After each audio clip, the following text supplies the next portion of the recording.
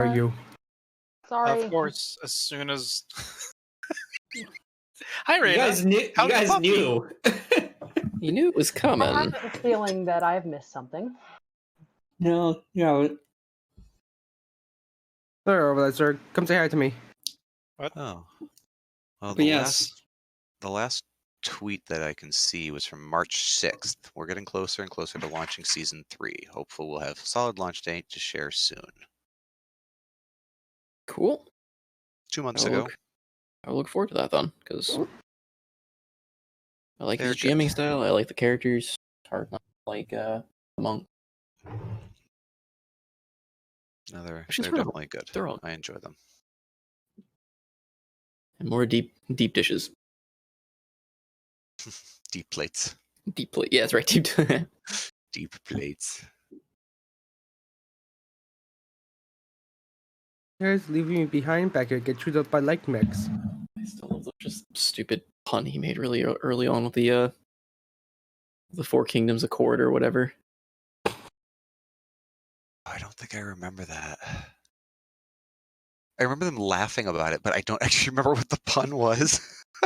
Oh gosh, it was the he was talking about but why not the Four Kingdoms Chevy or something. Oh, yeah. Was it Eric? Eric made the pun, right? Relmore's character? Yeah, it was Reynolds' character, yeah. I was gonna And he say, said it so that's he a said it so Relmore like joke. deadpan. Yeah, and he said it so deadpan too that everyone's like, wait, hold on. Yep. Okay. So everyone is here. You guys still in MechWarrior or you're an offer? Yeah, but it's gonna be a quick match. Trans is deaf and muted, but Recorder is here and muted.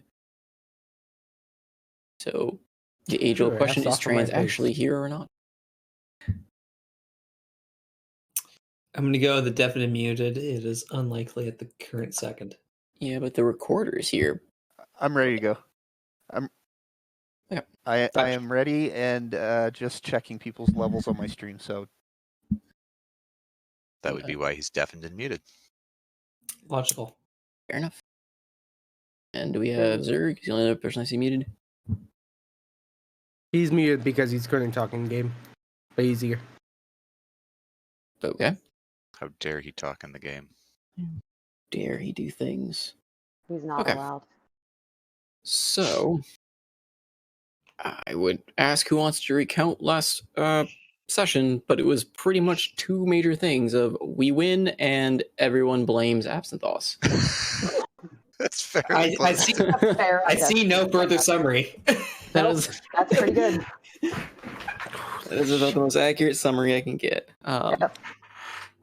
So we did end with a few little things of note as far as you guys did decide to take Whisper's suggestion and take the sewers back down to the boat. They had the intense mental conversation between Morani and Absinthoss. Zidane had a guard taken prisoners / liberated / trying to help chased down and sent to the house, now sent to the boat. The what's it called?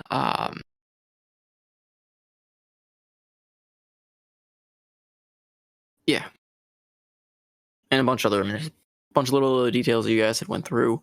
Whether you want to act on them, you can or have to. Before we continue, I guess, because we kind of ended with you guys going down the sewers and ending basically at the boat, like getting to that unlocked sewer gate that Bolton had left for you. Or not Bolton. Michael Bolton? No, Shoot. Bolton was the commander that acted like an ass. His commander is Richard. It was Richard. Richard sounds right. It's Richard. Have that document up.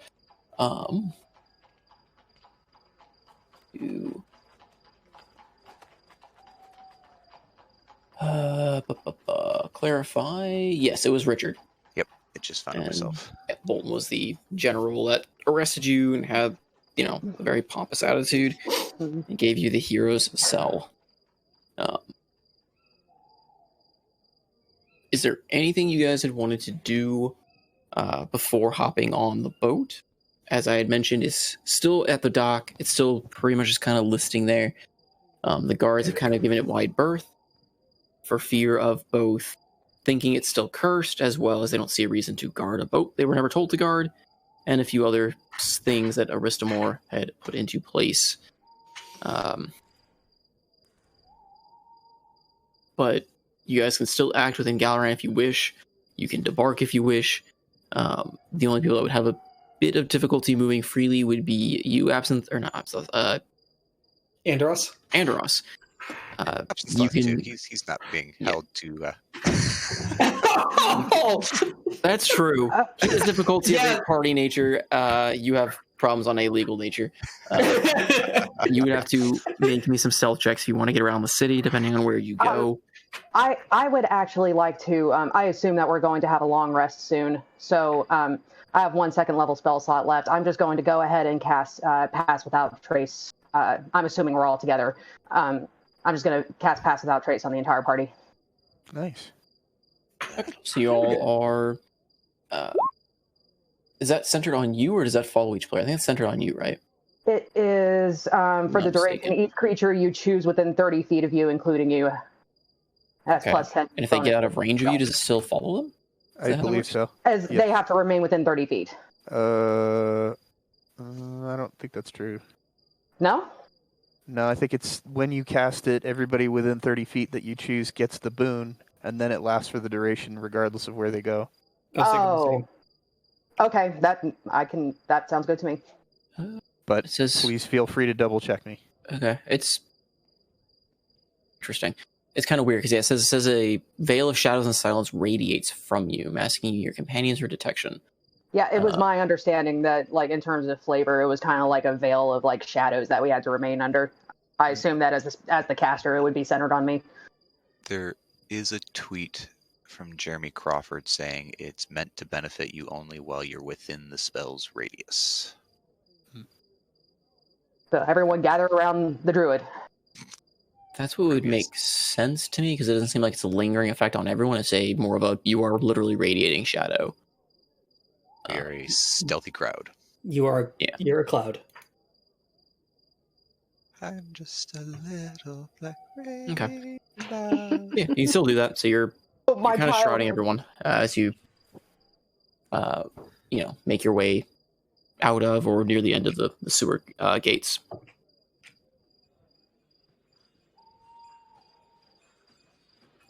Spots kind of muses around.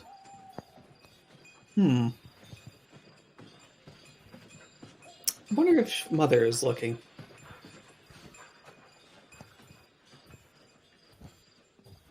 What are you doing?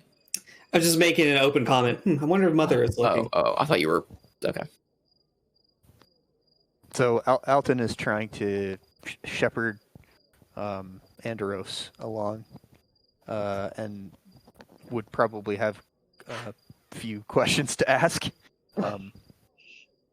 So, Andros now, is it? Yes. Why the disguise? Long story. Probably about the short not version? Best time for the talk of it. Short story. Had some people I was running from, and like where things ended up. So, who do you think was on the right side of that running? You or them? So a little bit grey.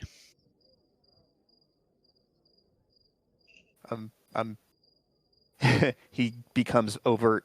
I'm trying to look for a reason to trust you now. I'd like to, but you have to give me something to work with. I'm not a criminal. Insight check. The chair's a mimic. Is that okay? I mean, yeah. I don't believe Andros is actually lying, so Andros just holds his arms up. He's like, I'm not a criminal. I've worked on my ship, the Moon Chaser, for 10 years before it went down a few months ago. I just ran from home. Things were difficult. Why did you need to run?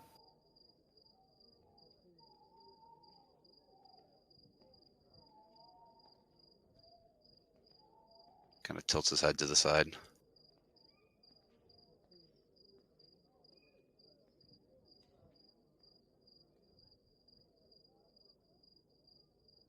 I don't know if I'm ready to talk about it right now. I'm giving you an awful lot of help to go based on faith. What's going to happen? You're going to stab me in the streets? I'm Sure, a going. lot of the guards would appreciate it. I'm going to ask you to I've help told me. you, I'm not a criminal. You either can believe me or not. So, should I insight check, or are you just telling me that? He's being truthful. He's being truthful. Okay. I mean, you can roll me an Okay. insight check. The only thing that's really going to come up is in that one, but I don't. No. I'm not I really mean, if gonna he's wanna- being truthful, then we don't need to make. Yeah, Andros has got his hands up, and it's a long history. It's a painful one. It's not something I wish to talk about right now, especially when I know there's guards around here who probably want to put me back in the stocks. I'm trying to help. Okay. Let's talk on the boat. I may not go with you. That's why I'm trying to get the story now. Interesting. Why not? I have an obligation to the benefactor that's helping you, and I don't feel like she's going to give me any more leeway. Surely we can get there faster by ship than you can by land. Point of order out of character. Is that true? Yes. Oh, okay. Like, My it's bad. because remember, it's that was something I was going to bring up as well in a sense, but Good. You could get there faster by sea, provided you find some way to either, find either a dock or find some way to get off the boat to the land. But you'd basically just be following the island's coast because it's going to follow the trade route south. Okay, rewind. I am getting on the boat with you. We can talk about it later. Sounds good. I look forward to our talk. And he just kind of, right before you turn away, I understand your skepticism, but I mean you no harm. I mean no one here no harm. It was personal history. It's good to hear. Now let's get out of here. Yeah. So just gonna... Anyone else have anything to say or do before leaving the sewers? And We should find a way to clear Andros's name at some point, sooner than later. Well, Really? That switch coming from you? What? What, you're surprised? I don't think this You th- conversation would go anywhere. As it You really stands. think I enjoy the presence of Restmo, or even a remote shred of sympathy for him? Listen, buddy. In my line of work, where I've grown up, where I've lived, actions speak a hell of a lot louder than your words. You talk a lot, but you still were at his side when things came down. Sure, you switched at the end, but And if I actual won't, actions. Let's do some actions first. Come on, let's get to the boat. sounds great.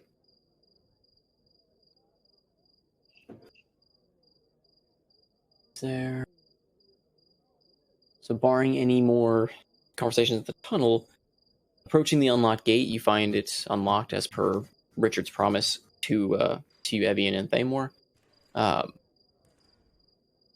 Do you guys want to do anything preceding the boat, or what's your plan? Kind of now that you're, because the sewer just kind of has the water kind of slopping along, dripping out into the ocean, and you're able to, without too much difficulty, just kind of climbing over to get onto the docks. how long is the journey going to be down to? I can't remember what the. Can you bring up the world map? Yeah. Thanks. You- Perfect. Okay. All right. So how long do we think it's going to take to get down to like Dunmorok? Maybe.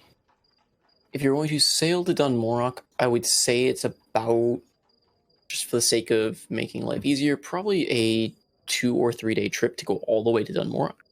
Okay. I However, don't think anybody. Does anybody in the squad have create food or water? Uh, I have create water. Of Just course you create do. food on a prepared spell list. I mean, create food. Sorcerers have it always prepared, or sorcerers have their spells always prepared. So Yeah. I can create water for us as much as we need to, but we will need food. So On the paladin then spell list. whenever we break surface towards the beach or the dockside or whatever, I think Alton would kind of say this out loud and then follow up with, I think maybe I should try to go source a couple of barrels of food or something. Go stop by the pickle puffin. Austinwald will help us. Good idea. He's a good friend. I don't think I should go in, seeing as No, you I- won't recognize me, but I can go. oh, and give him this, and he digs in his coin pouch and gives you 50 gold. They let you keep this, huh? Apparently, they didn't really seem to take anything off me except my weapons. Wonders never cease. Alton kind of flips the pouch up in the air and grabs it and then trots away.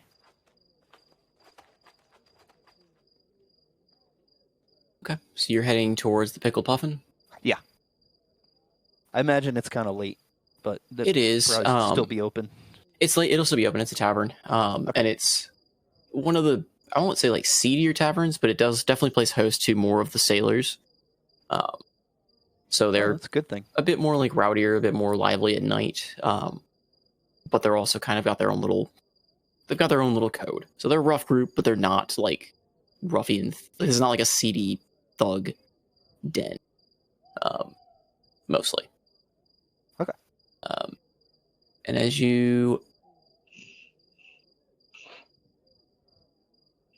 hold up for something.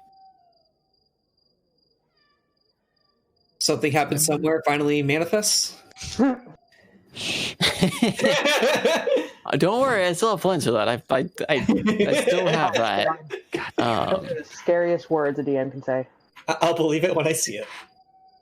Shred said, enough with the. Didn't you want to give us homework? yeah, that's my job. Suddenly, your pie a rock. An absent Sewer sized rock. entrance, the sewer entrance turns into a mimic and eats absinthe, leaving everyone safe. And the world was saved. I mean, actually, that's a good idea. A doorway that's a mimic. All right. So yeah, you enter the Pickle Puffin. Like I said, it's late at night. There's still a few sailors kind of milling about, getting lost in their ale. It's not particularly like lively, but there is some small talk going on, some singing at the bar from some of the very drunk folk who look like they're about to pass out. Tavern Keep is still behind the bar.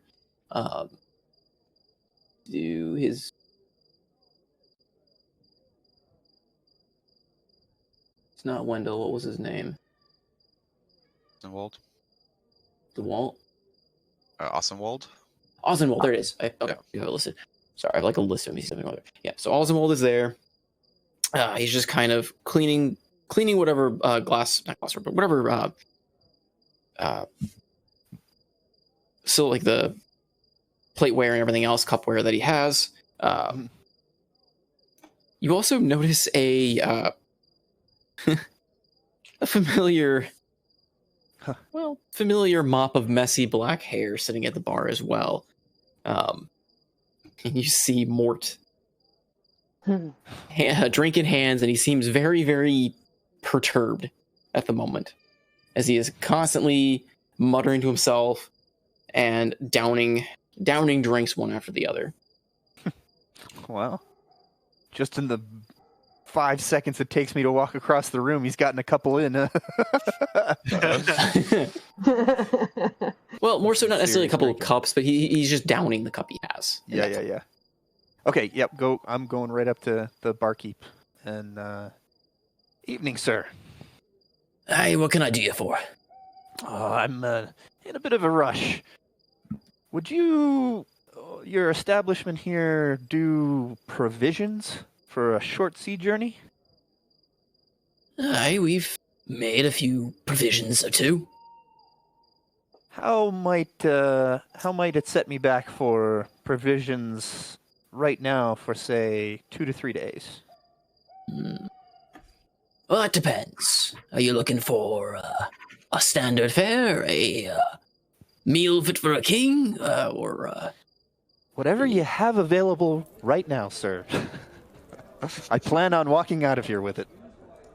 He kind of like scratches at his like kind of his messy but short beard. I've got 2 barrels stored away that I was planning to give to the other crew, but from the looks of them, And he kind of points over to another table where you see a group of 4 sailors completely black the fuck out. It's past that, I don't think they're leaving in the morning. yeah. They don't look like it. No. I'll provision you up with that and a barrel of water as well. For say 15 gold pieces. So It's late and it's, last minute gathering and all, but I have to get it in the morning. what was that last part? He said 15 gold pieces, and he would get you the 2 barrels as well as a barrel of clean water. Okay. Sounds like a fair deal. And he holds out his hand. Okay. He takes it, kind of eyes the pieces, and then he whistles, and you see one of the members of the bar kind of like waking up from a bit of a stupor. Alton gives him 20, by the way. Okay. No, he definitely appreciates it and gives you a sly little wink and slides Would you have a extra drink. cart that I could borrow? Just run the stuff over to a boat. Aye, that could be arranged. I promise I'll bring it back. He just nods, and again the kind of dockhand worker that he whistled to that kind of perked up, still a little drunk, rubs the sleep from his eyes and starts heading to the back room. And you hear a thunk as he topples one of the barrels over and starts rolling it out the door. Okay. Move a little closer to Mort. He's got his What he's muttering about. you just hear him muttering, How am I gonna get... Oh, she's gonna kill me. She's gonna kill me. She's gonna kill me. Oh, think more, think. Lady problems.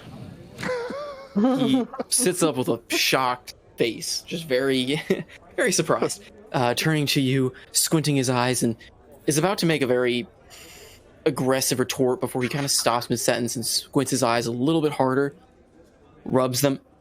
Ain't I know you from somewhere? Mayhap. Yeah. He downs another, the last of his drink, kind of stares at you again. Oh, yeah. Yeah, the group I saved from the goblins. The same. Well, And he kind of rubs his hands together a little bit and claps them. you know what? We never discussed the matter of repaying me for my services there. I don't reckon that you're heading out anytime soon. You'd be wrong.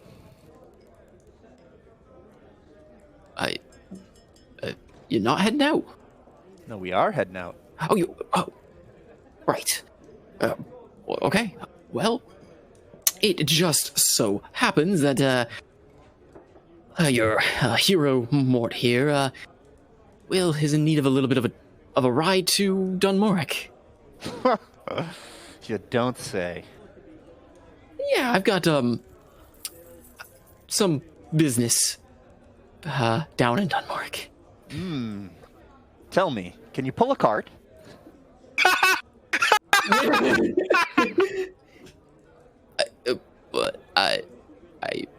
I can ride a cart if that's what you're asking. No. Pull.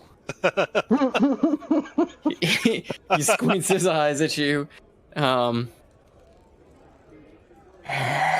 What are you proposing? Pull my cart.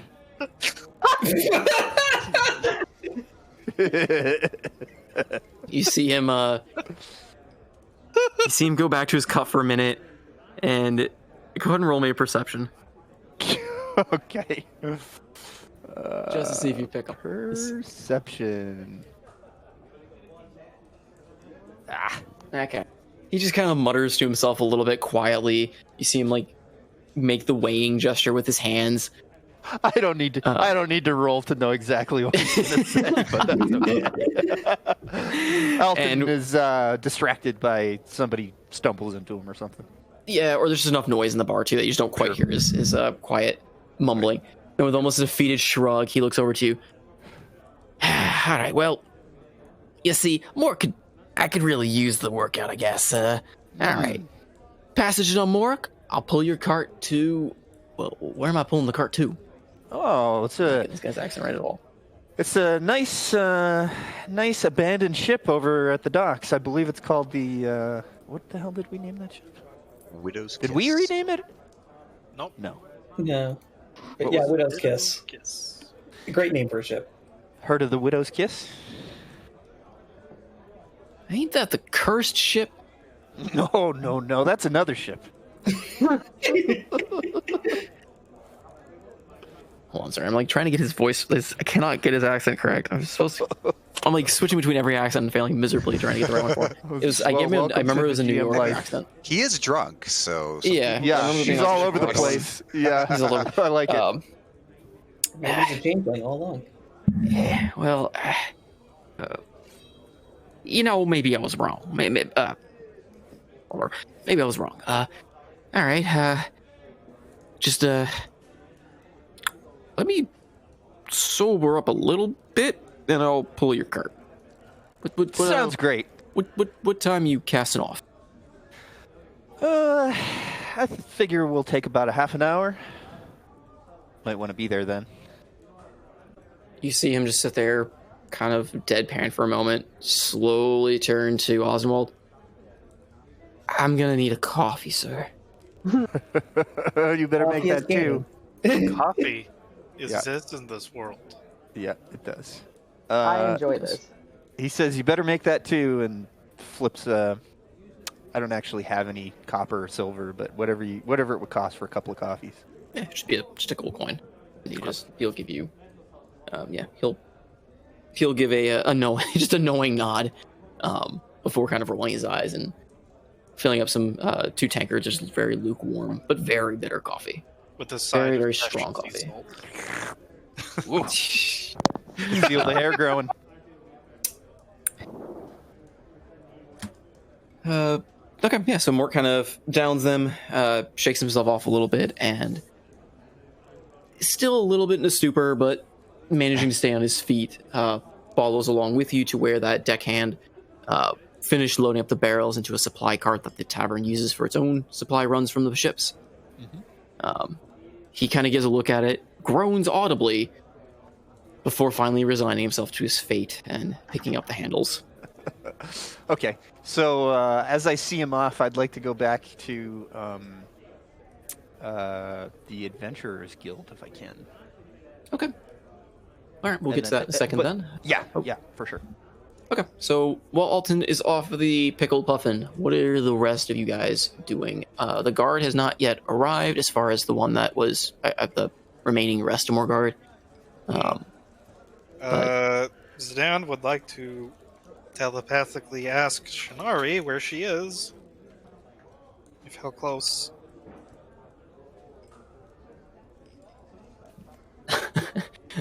Almost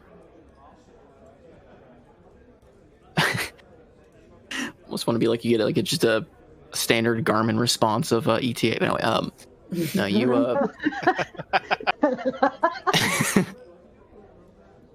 no, she communicates that she's not too far off. They're making their way out of the Nobles Quarter, and they're currently in the Merchants District. Or they've made their way through the Nobles Quarter. They're currently in the Merchants District. Okay.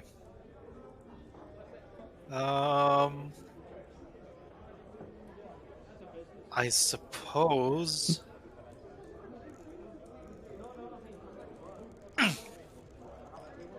All right. I guess it falls to us to get the ship ready. The barnacles. Yeah. Okay, What? that's What? fine. Andros? What do you want us to call you now? You can call me whatever you want. I am still Barnacle. I may not look it, but we were one and the same person. But let's get on. Check the sails, check the riggings, make sure everything's shipshape. Probably need someone to go down underneath, make sure any of the damage that was done by those crab beasts is solved and fixed up. Something about the rudder, right? It was a little torn up, but it seems shipshape. I don't know if we have enough time to fix it, though. We need a shipwright, and, well, we're not going to find one at this hour. Well, it's made of wood, and he looks over at Morani, the druid.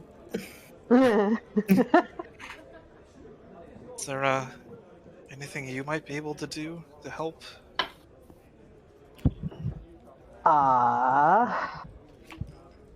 In terms of ship repair, I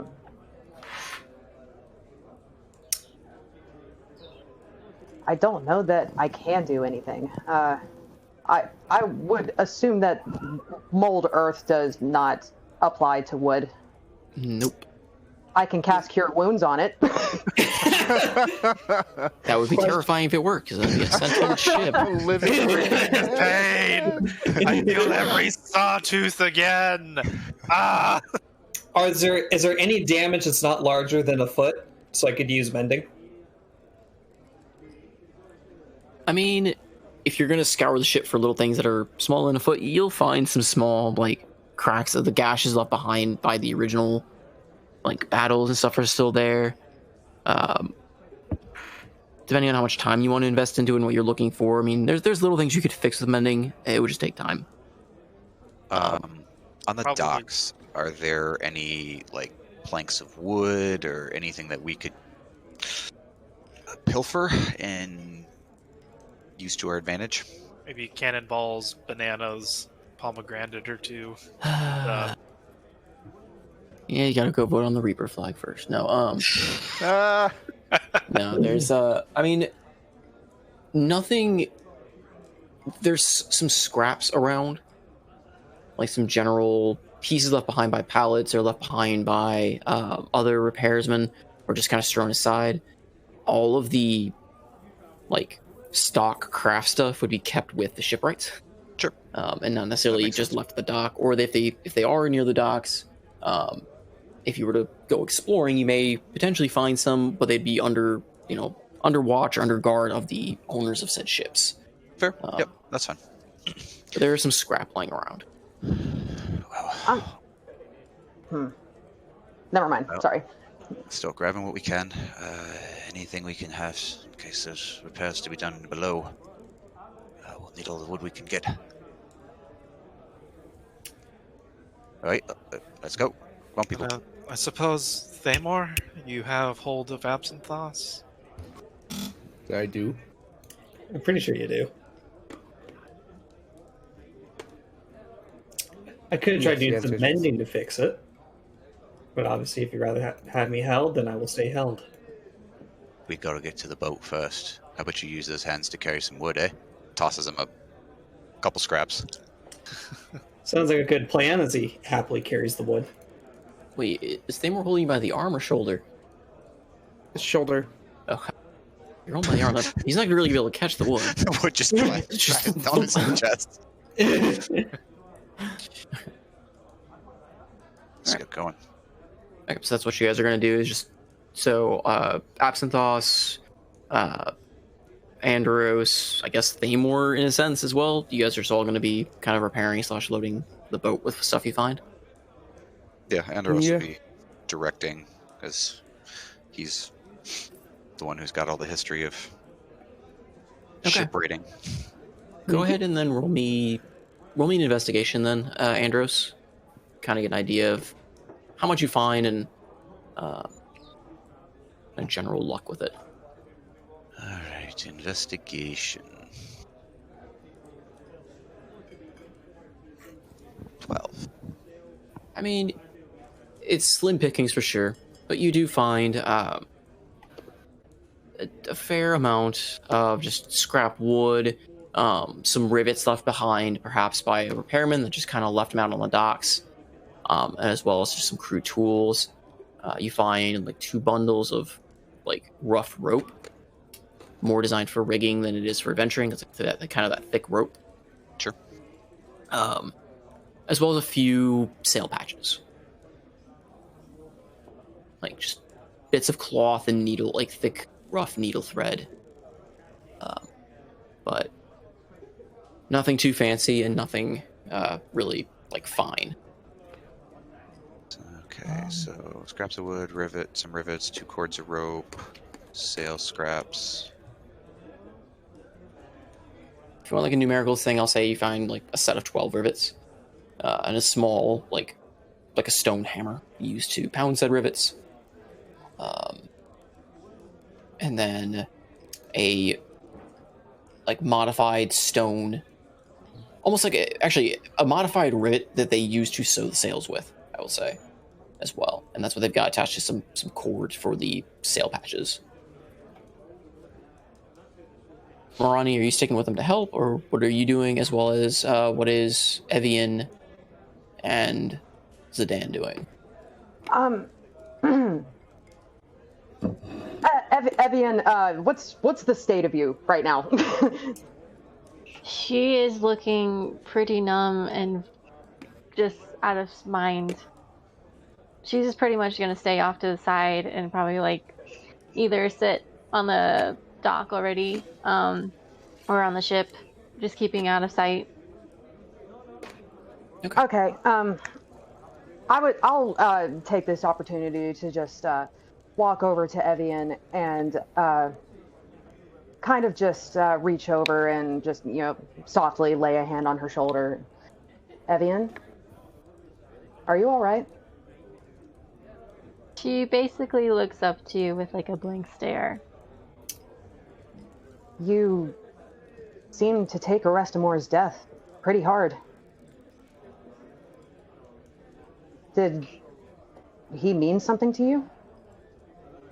He was the one responsible for killing my people. He What happened? slaughtered my father. He burned my village. And you wanted him to yourself? In more ways than one. Wanted answers, but unfortunately I'm not gonna get any. Vengeance and searching for answers is certainly a mindset that I can understand. I'm sorry that you were denied that. But I would like to think that none of us here would ever purposefully take that from you. You guys didn't know in the first place, so...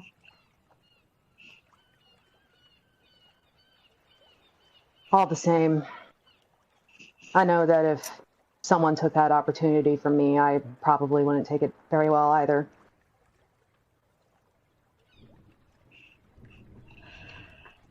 Yeah. And she kind of looks off to the side and kind of looking over the sea.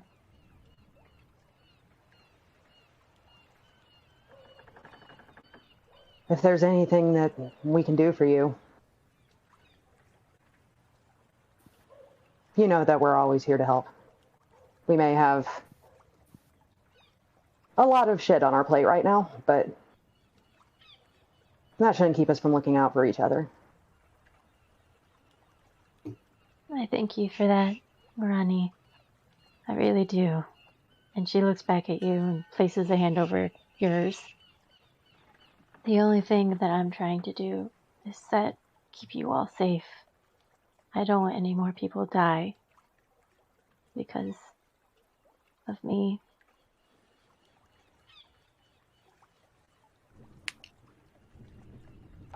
Because of you.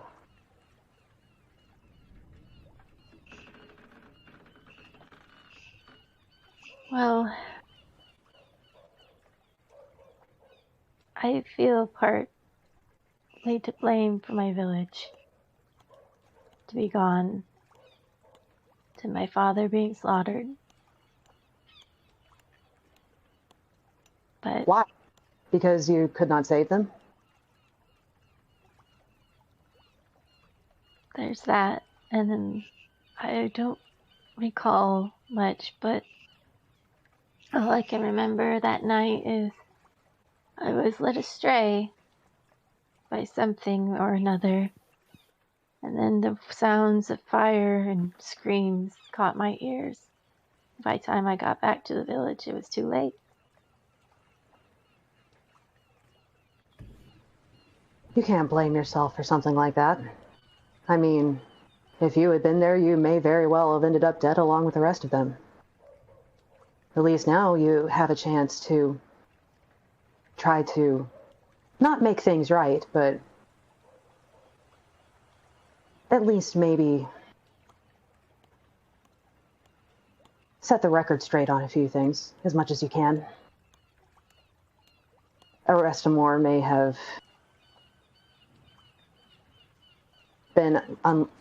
been lucky enough, if you want to call it that, to evade you, but surely there are still others.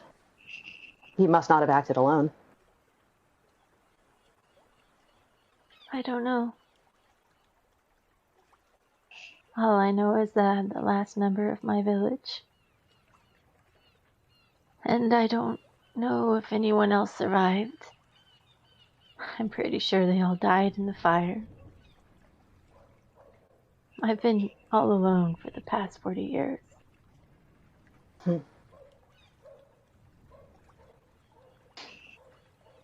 Well, I still find answers till this day. But all I can do is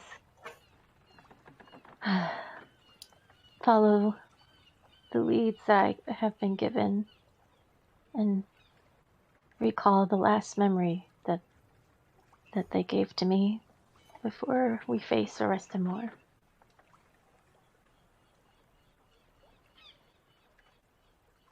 You actually saw it?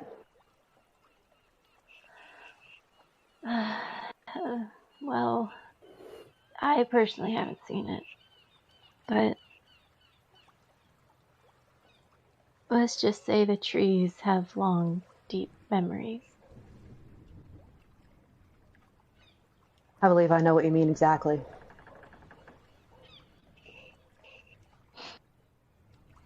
Right. And she's kind of choking on her words, trying not to sob again as she drops her hand from yours, looking back down at her lap.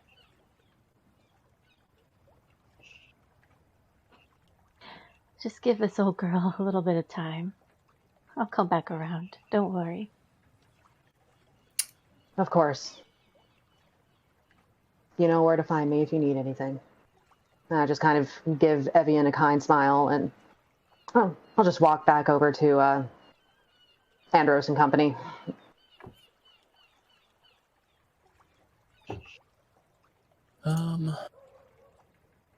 So is Thamor holding Absinthoth somewhere off to the side on the ship? You guys just chilling?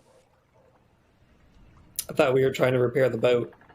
Oh, Yeah, and Andros would be directing and pointing people, right? oh, okay. We gotta get that patched up, and we can probably use part of that table. And he's just kind of pointing people different directions and trying to get things fixed up, get everything ship shape, so we're not limping along. Okay. And as you're fixing, kind of going through the promotions, you hear, the creaking of a cart bouncing up and down along the docks, very slowly, very wobbly, like just painfully being drawn by a sweat-drenched, drunken, familiar face of Mort. Got him. Fucking got him. And he's kind of just pulling and sees you guys on the dock, drops the cart, kind of walks out and goes,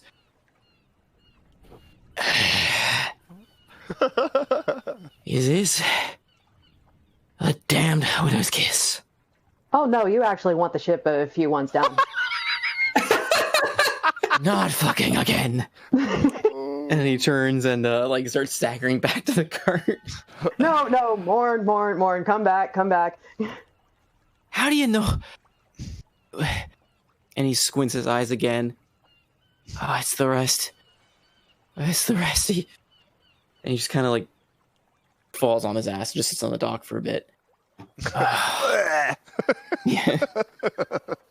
He just sits on the dock, catching his breath. Your pals send me with supplies.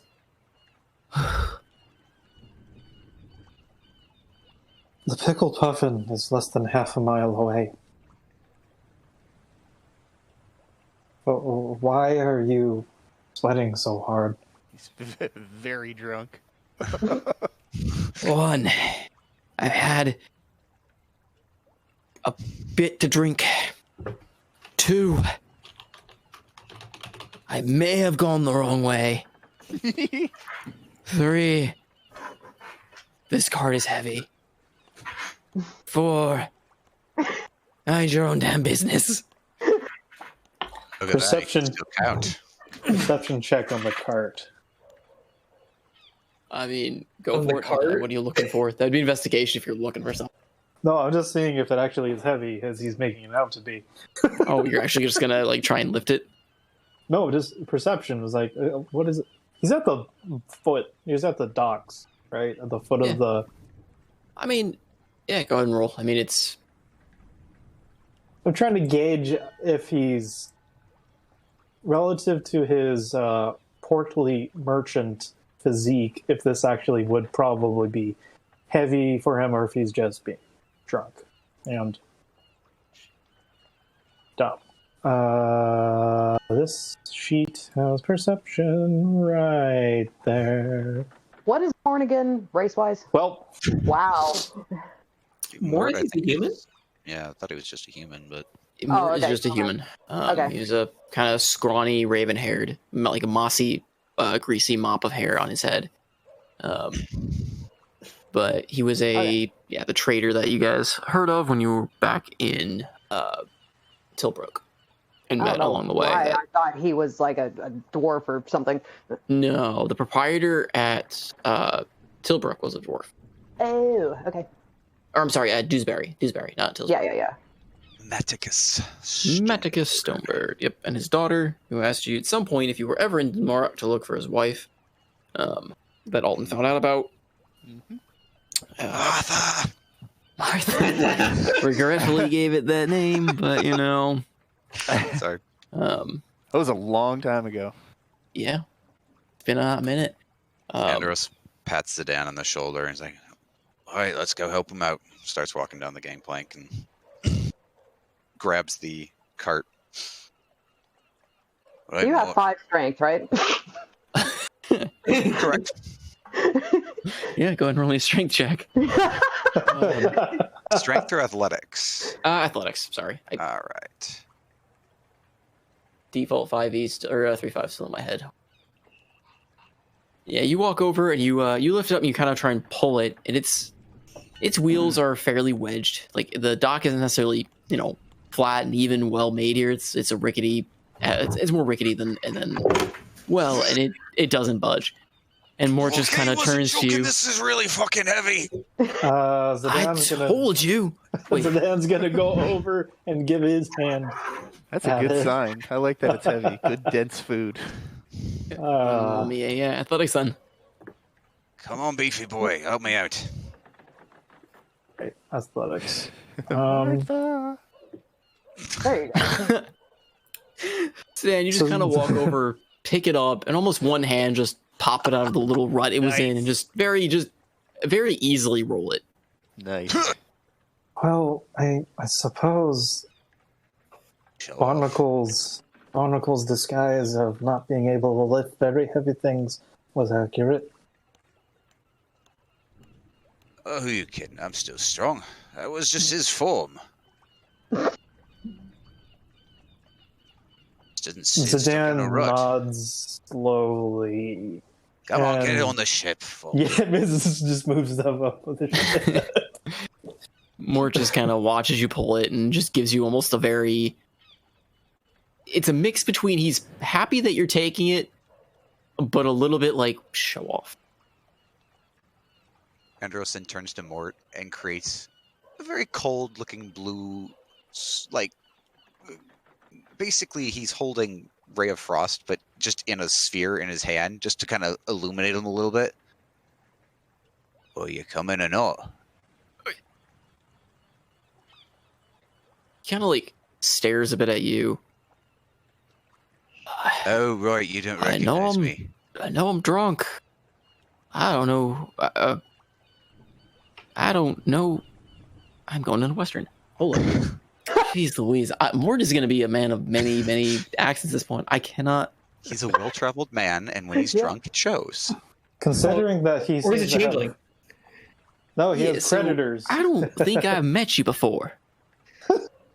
Right, yeah. And he kind of like flicks his hand, and the glow goes away, and he reaches down a hand.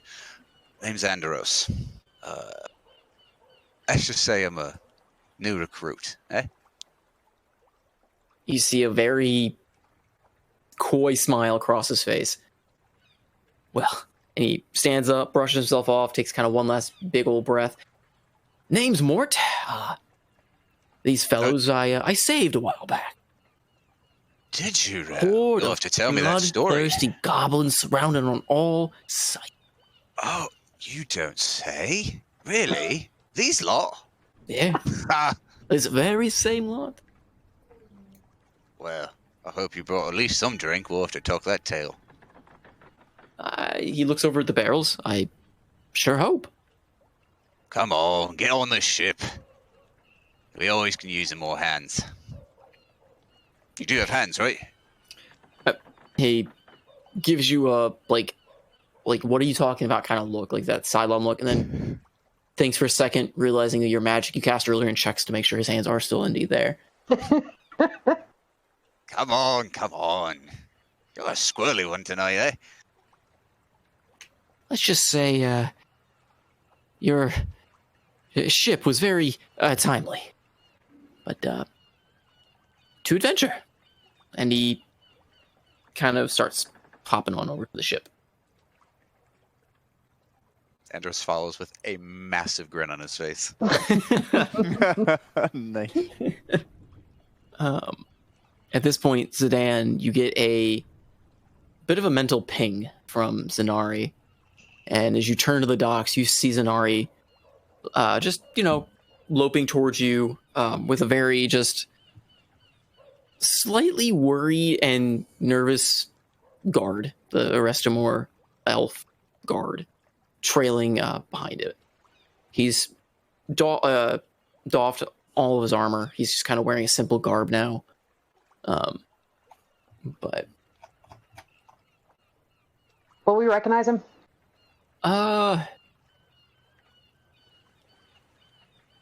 Ooh.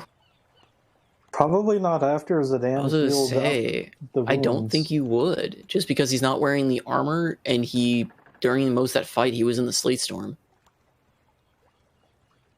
So the only people that really hit him, or even were near this particular character, were Alton, Zidane, and the snakes. No, the snakes didn't even go that far down, I don't think. So you wouldn't necessarily recognize him by sight. And I also healed him up a little bit afterwards, so he wouldn't really be able to see battle wounds. But he's on top of my... Who'd you guys run into? This is one of the guards that fled, Resimo's guards that fled after the fight. And Zidane chased him down and told him to wait at Father Rail's old hut, or cottage, but instead then told Zenari to go fetch him and bring him to the boat. He's kind of approaching nervously, sees a lot of you, and he gets very, very nervous at seeing the collection of you. So Zidane, after being pinged by Shinari, immediately drops whatever he's doing, probably a bundle of rope on the rigging that he was helping Andros with, and just drops it at a key moment. Absinthe. No, trying to adjust the sails or something. But and he's going down the gangplank and addressing the guard. Don't think I got his name, but that can be addressed. Thank you for coming, and sorry that looks like you only had enough time to get a new shirt. But we happen to be putting off from the city, and, well, safety in numbers and all that. There's only so much protection that a well-protected house in the middle of a city can offer, considering your former boss's associates' power. Yeah. Didn't know what to think. I thought you were sending me to be executed. Zidane frowns at that. They can't really blame me. I mean, now look at you lot. You're a bit stronger than we anticipated, and our, boss went a little mad, and I don't know if any of your companions hold any grudges to, well, him, or hopefully not us, but I can say as we were just doing as orders dictate. You sure I'll be safe if not accepted amongst you on the ship? I can always just, leave the city. Zidane ponders, and he does look behind him and himself, and considers the positions of all of his companions. Absinthe would recognize this man. The others would definitely question. Evian had hacked away at the piece of meat that is now burning underneath the sewers, which used to be Arestamore, so that might be problematic if she gets an idea of who this person is. But then he turns to the guard and says, I don't think I caught your name before. Name's Pele, sir. Well, Pele, while you were here with me among my group of comrades, no harm will come to you. And he kind of gives you a bit of a salute. He goes to salute you, realize what he's doing, and then immediately just kind of throws his hands to the side and grasps at his cloak a little bit. If anyone was watching the newcomer, you can go ahead and roll me a perception to see if you notice him doing that. But kind of half curious. Because, everyone notices the newcomer on Shinari. It's not like it's a necessarily hidden. It's okay, it's a 9. Okay, are we all rolling for this? Okay. For anyone who would be curious and would be watching the newcomer. Because you guys are trying to leave discreetly, and Shinari is bringing another. So I think, Zidane, did you mention it to the group that you had the guard? I mentioned that I had I'm pretty sure that I mentioned the guard and also said that I am going to tell my companion to go grab the guard. Also, mainly because I don't want to leave her behind this time. We go on a boat. Okay, so people So, may but- actually know that this is one of the guards of Arestamore then. Who's the new fella? Is he joining us?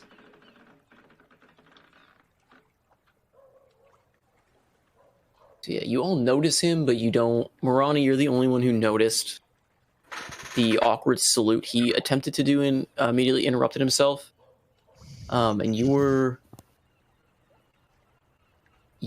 in the room initially when you guys first met Arestamore. When they did that, so you would know that this is one of Arestamore's guards. Okay. Oi, Zidane, who's the new guy? You bringing in a friend of yours? He's another set of hands, and he's more than willing to accompany us and assist us. Right? And he does a faint smile over to Pele. He just does a curt nod. Right.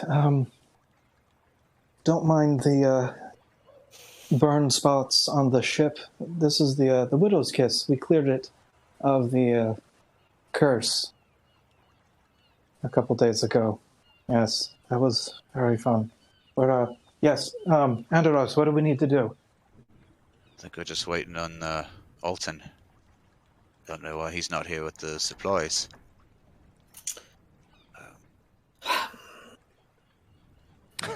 Okay, we'll hop over to Alton real quick. So he's messaging me, but all right, yeah, if you want to RP the guild real quick, yeah. So you get over back to the Adventurers Guild.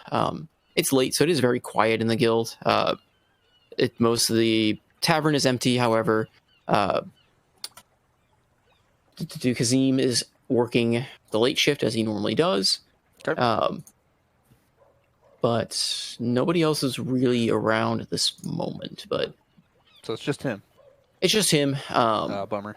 And a couple of just stragglers, but not adventurers you would necessarily know, like some of the other, like not the four high rank ones, and not. Okay. So he would just strut right across to, what was his name again? Kazim. Kazim. Good evening, my friend. Oh, I didn't see that. It's been a bit. The city's kind of in an uproar. I don't know anything about that, but happen to be leaving on a journey very, very promptly here. Thought I'd check in here and see if there's any guild business that needs to be taken care of in Dungmorok, or perhaps on the way there on the coast. Dungmorok. Hold on. And he turns around and starts kind of shuffling through papers. Seems that Wars of Dungmorok haven't really submitted anything in a long time. Unfortunate. They've been very closed up. In fact, we've never really gotten commissions from them even to begin with, much less now. It seems like they're even stifling most of the trade routes. I can't say we've gotten anything directly from Dungmorok. Oh, but if you're looking for things to pick up in between, there's a couple of still small monster contracts if you want to just go hunting for things. Sure, give me copies of those. Okay, and he hands you 3 pieces of parchment. 3 parch. Yeah, 3 pieces of parchment, 1 to notes, dealing with some like wildlife gone mad over in the vicinity of Tilbrook. Another is just a kind of a wanted for a bandit with no known location, but was last seen prowling the trade routes along Dungmorok and Galeran, infamous for kind of springing up around random points of it. And he's known as a Bilford the One-Eyed. Bilford the One-Eyed, got it. Yep. Near Dungmorok and... Okay. trade routes. Yep. And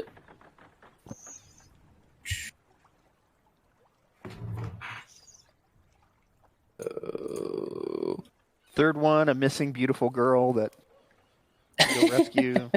Right? Come on. Give me something here, Salty. Throw me a bone, man.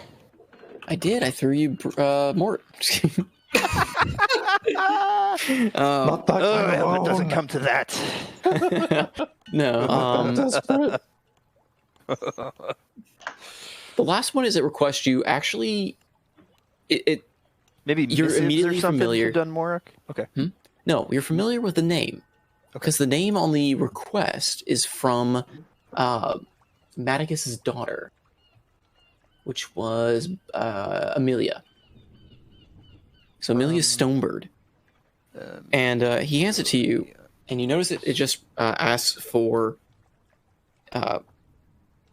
looking for an investigator. More details at Tilbrook. In Tilbrook. Got it. Thank you, good sir. I'm sorry, Dewsbury. I lied. They're in Dewsbury. They're in Dewsbury. To be determined. You can change all this later. I don't want to put you on the spot. Yeah, but that is actually where you met them. That's where you met Maticus and Amelia, was Dewsbury. They're the proprietors of that mining, like the inn at the mining town there. Oh, yeah. Yeah, and they're the ones that asked you to find Martha while you were there, and you were talking to Amelia, who wanted to be a bard like her mother, who was... I very much remember that, and We can check very up on the much appreciate kobolds. picking her up, yeah. And you can check... What's that? The kobolds. Yeah, the kobolds with the plunk beans that turned one of them into Malays. They were at Torst. Oh, Torst. Yeah, so Dewsbury was the mining town that you guys stopped at. Torst was the kobolds that you kind of merged with the town and turned one of them into Malays at one point, and had the fun chaos stuff happen. And then, yeah, Tilbrook was the first city you guys stopped at with the book. Okay, So he hands you Alton, those. yeah, he grabs those and says, "Well, this is more than I expected. Excellent." Well, you gave me a pretty big region to check, sir. I am that. This is good. I will do my best, and I think our party may return in a week or two. So, hopefully we can get things done before then. All right. The other thing I am in desperate need of right now is some late night supplies. I know it's late, but would you have any? And I don't know how much of this you want to role play. So, the weapons I definitely want. The weapons the rest they of will the stuff have. is like okay. Yeah, the weapons he will have. I mean, he's the prices are fine from what you sent me. As far as extra provisions. Okay, so here I'll list all the stuff that I was thinking of, and a lot of this stuff I was thinking I might be able to get from like searching just around the dock, or maybe somebody else would. But these are like D&D items, so block and tackle, fishing tackle. I wanted a couple of fishing tackle. Spyglass, that's the rough one. It's like 50 GP. Something that's not in D&D is sail material and like the big needle and line that you use to repair sails. Yeah, and I said, unless that's already on the boat. Well, you don't know this, but Andros found some. Oh, well, okay, so just consider me having gotten extra then, because I didn't know that. Manacles, grappling hook, and any maps of the coast that they might have. So, maps, he would have some very rough drawn ones that other adventurers may have like deposited or given freely. Okay. So kind of like a very rough design of the coastlines. All right. Manacles you're not going to find. I can't think of a way that your character would find those at this time of night without doing some extra things. Copy. So we'll just have to use rope to tie Absinthe up.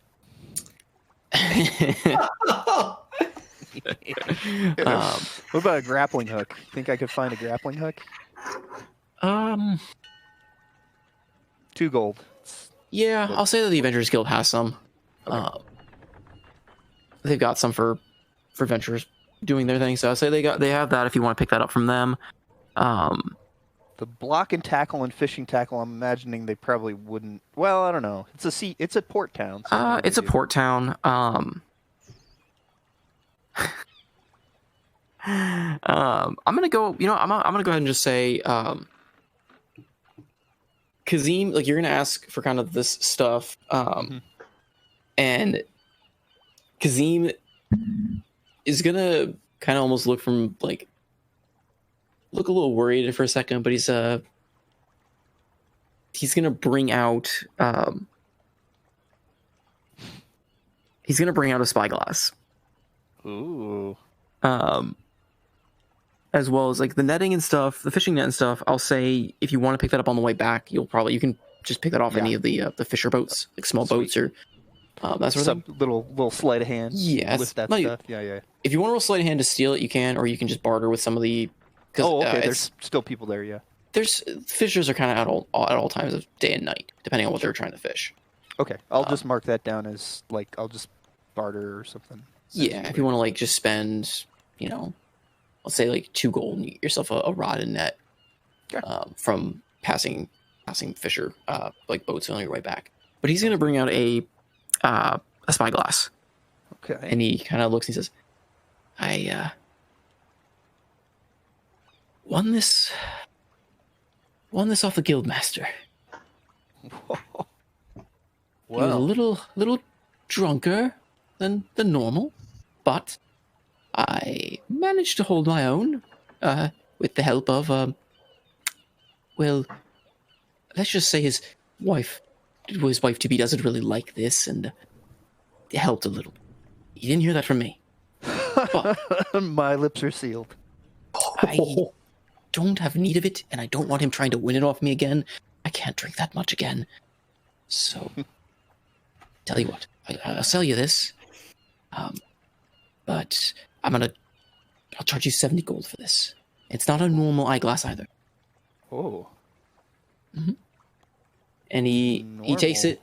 Yeah, he takes it, and you see him like slam it hard against the bar counter. Oh. And doesn't dent. The eyepiece doesn't shatter. Oh, useful. Very useful. Which is very, very strong. He had a knack of, I guess, getting into rough spots in his youth and needed an eyeglass that didn't break every time he fell off a rock or a cliff or a mast or whatever else he fell off of. Worth the price. Alfred slaps a bunch of coins on his desk. Okay.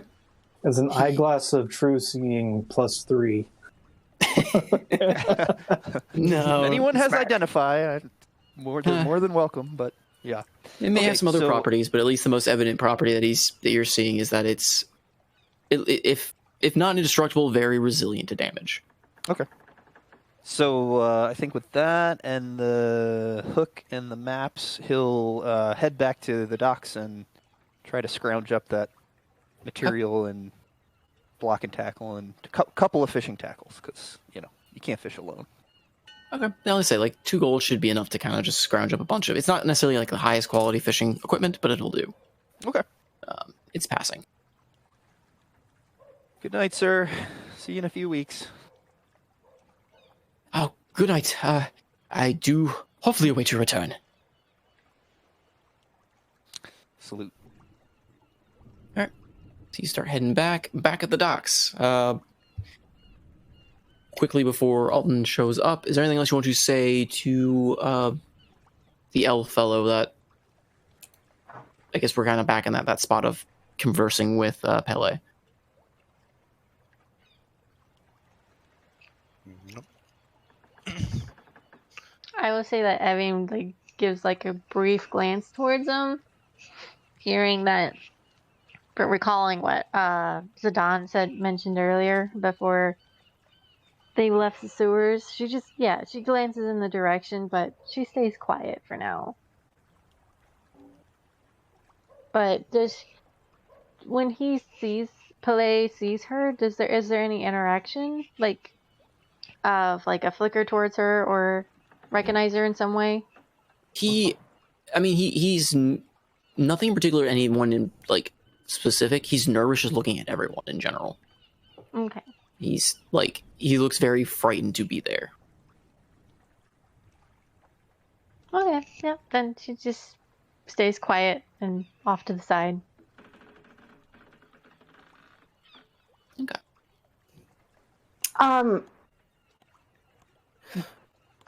Just for narrative purposes, Marani wants to. Can I make an insight check on this guard? I just want to. Marani is kind of trying to gauge, like, how trustworthy he is. I mean, are you conversing with him to get any indication, or are you just kind of like trying to gauge off his body language what he's? Yeah, I'm just kind of like observing how he's interacting with Zidane, and has anybody else talked to him at this point, or? Just Zidane, really. Yeah, I'm just kind of like from a distance watching him interact with Zidane and just watching his body language and stuff. Just trying to get a general feel.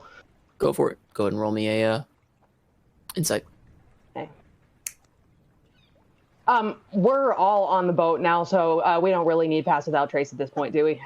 It was more for just getting there. Yeah, it's just for getting there, or if you wanted to go. Okay. Mainly if you wanted to escort Ambrose around. Okay, so since we're all on the boat, I'm going to go ahead and just drop it, and I'm going to guidance this insight check.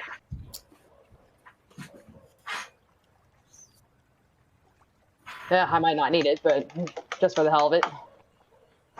18.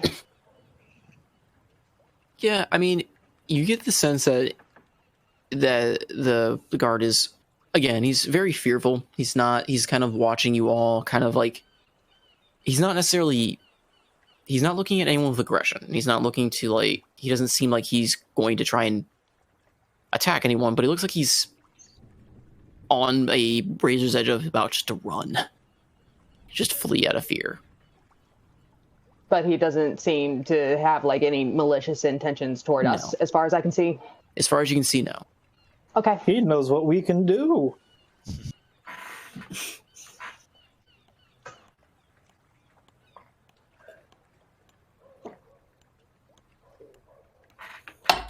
Andros tosses him a hammer and some nails and things that he found, points to some of the damage on the hull, and starts working with them to get that patched up. Okay.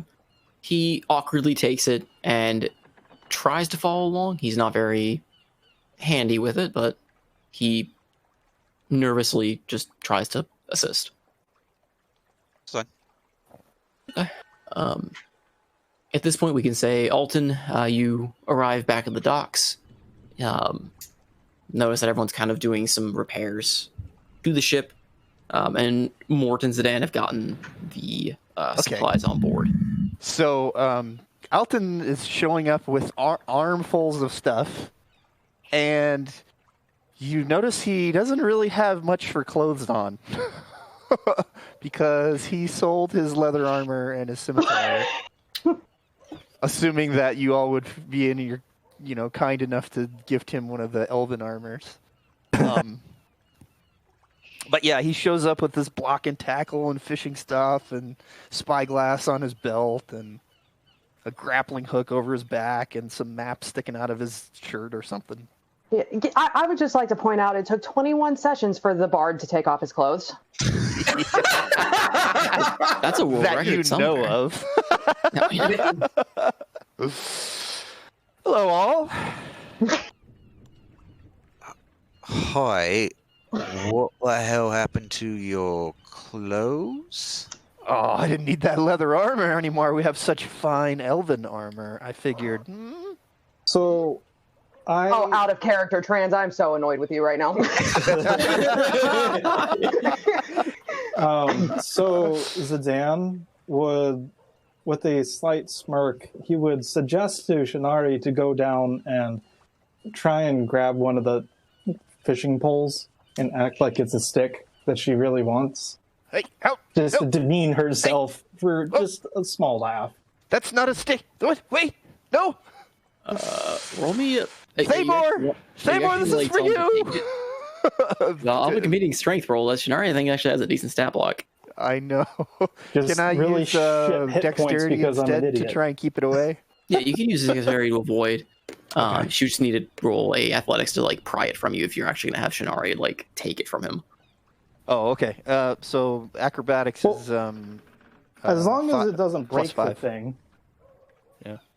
As long as it doesn't get broken. Yeah, sure. Well, he's just, he's doing the typical holding the stick up in the air, and she jumps up and keeps trying to get it, and she keeps moving it as he's walking.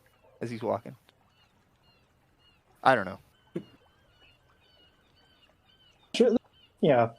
Or you Okay. could have her bowl me over, and I'll just go spread eagle, and all the stuff goes flying. Nah, Either it's just way. the playful Okay. Okay. thing. No checks needed. Minus the clothes being missing, well, you got all that. Oh, the guild was quite well stocked. I was absolutely surprised. But figured we needed some, perhaps replacement. Oh, and he sees the sail material that you guys got out, and he's like, well, guess I got some extra of this, but no harm done. And block and tackle and nice grappling hook I figured we might be able to use if we ever get into a ship-to-ship scrap. Very resourceful of you. Other than that, I think we're more or less shape. Fixing up a couple holes down and below, but they seem to be above the waterline. Okay. What do you say we make our way?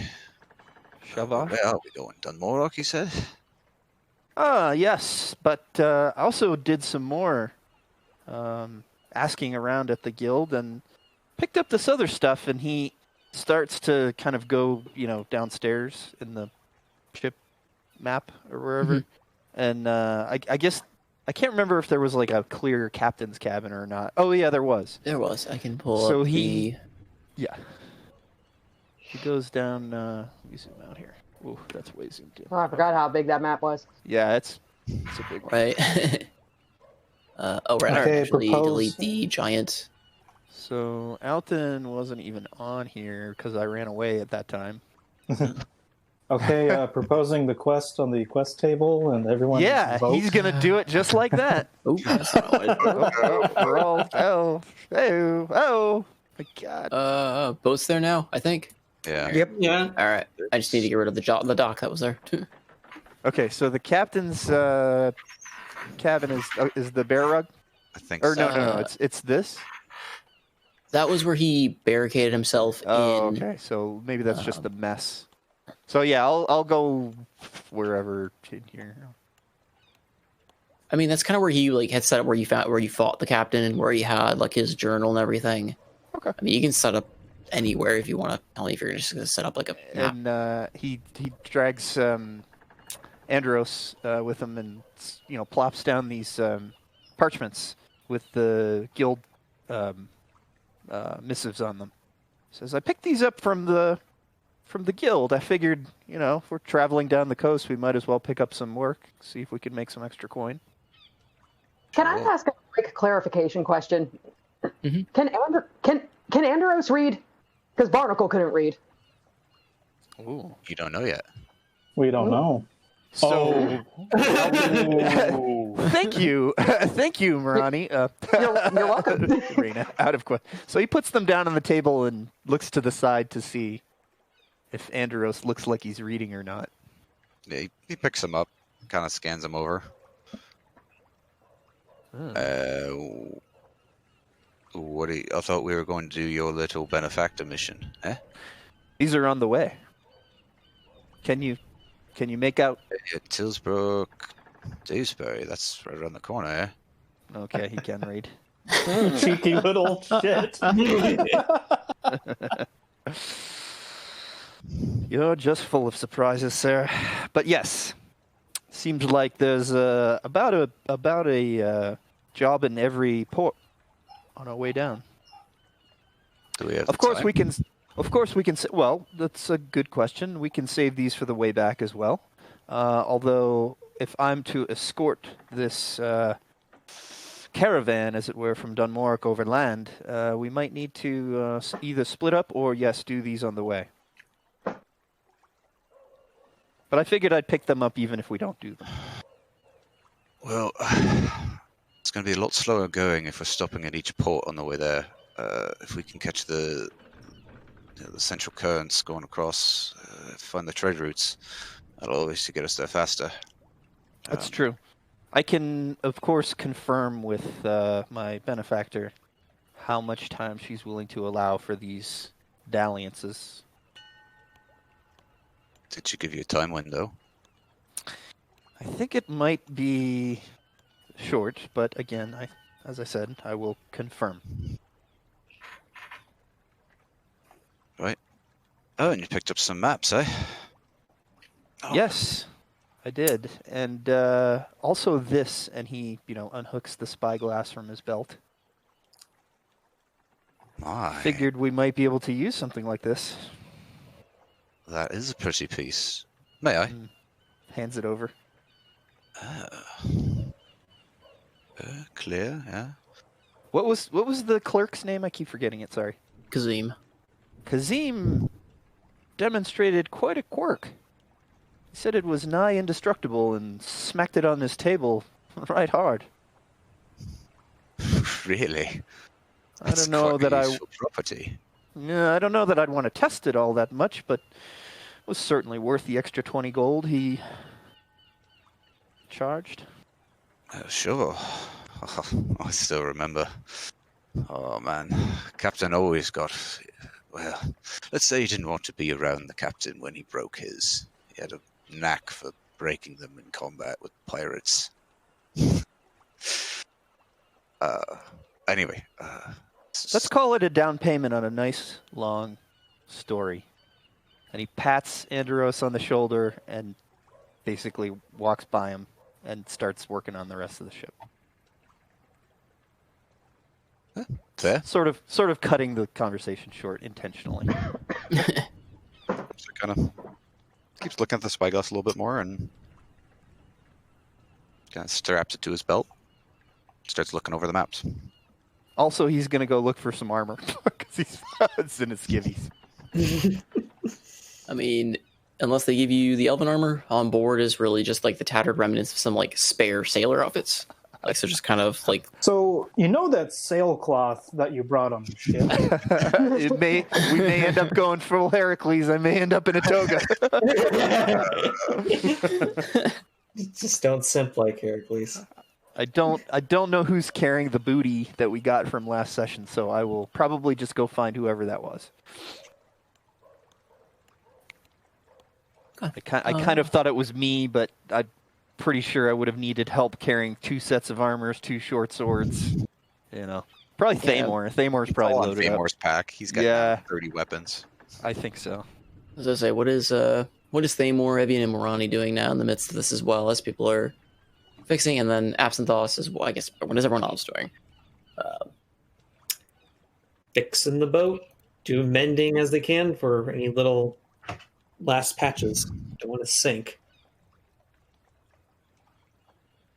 Evan is pretty much just staying on board, keeping a lookout in case any guards or anything are coming their way towards the boat.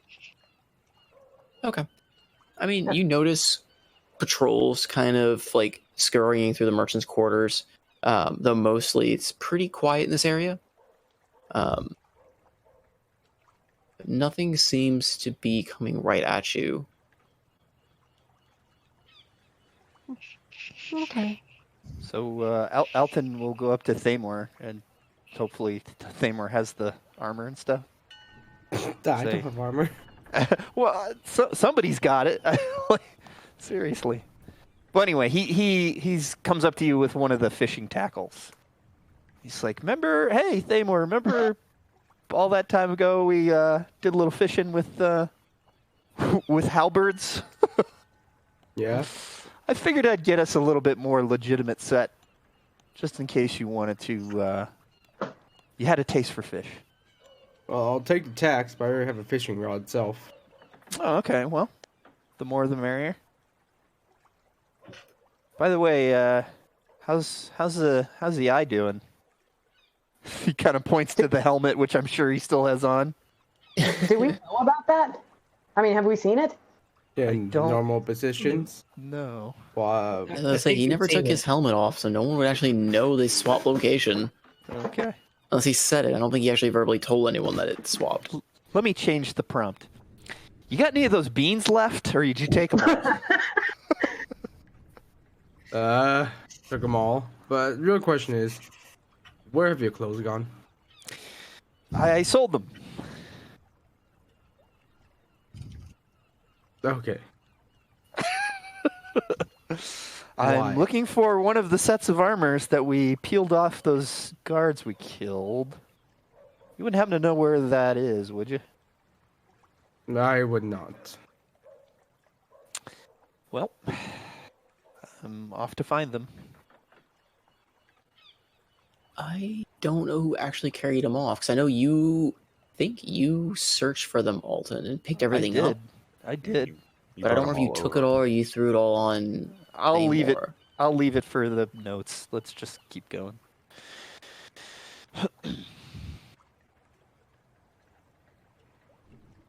But okay.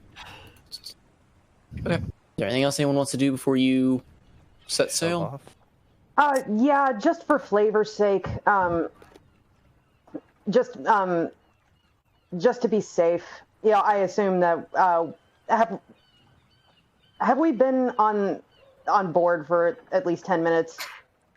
Yeah, I'd say you've been on. Well, I mean, if you're talking about from the entirety of this, yes. Okay, can I say retroactively that during the time that we've been on board this, that Marani has been hold on, let me find it. I mean, I could just cast it. I have level 1 spell slots left, but if I have the opportunity to ritual cast detect magic, I would like to do so, just to make sure that the ship is indeed clear. If If I have to just cast it, that's fine. trying to think, you would probably have to cast it. 'Cause I'm trying to think of the timeline, because you were outside with Evian and doing stuff with Pele as well. So it'd have to be after all of that, and I don't know exactly when you'd be setting sail after. Okay, that's fine. I'll just cast it. Okay.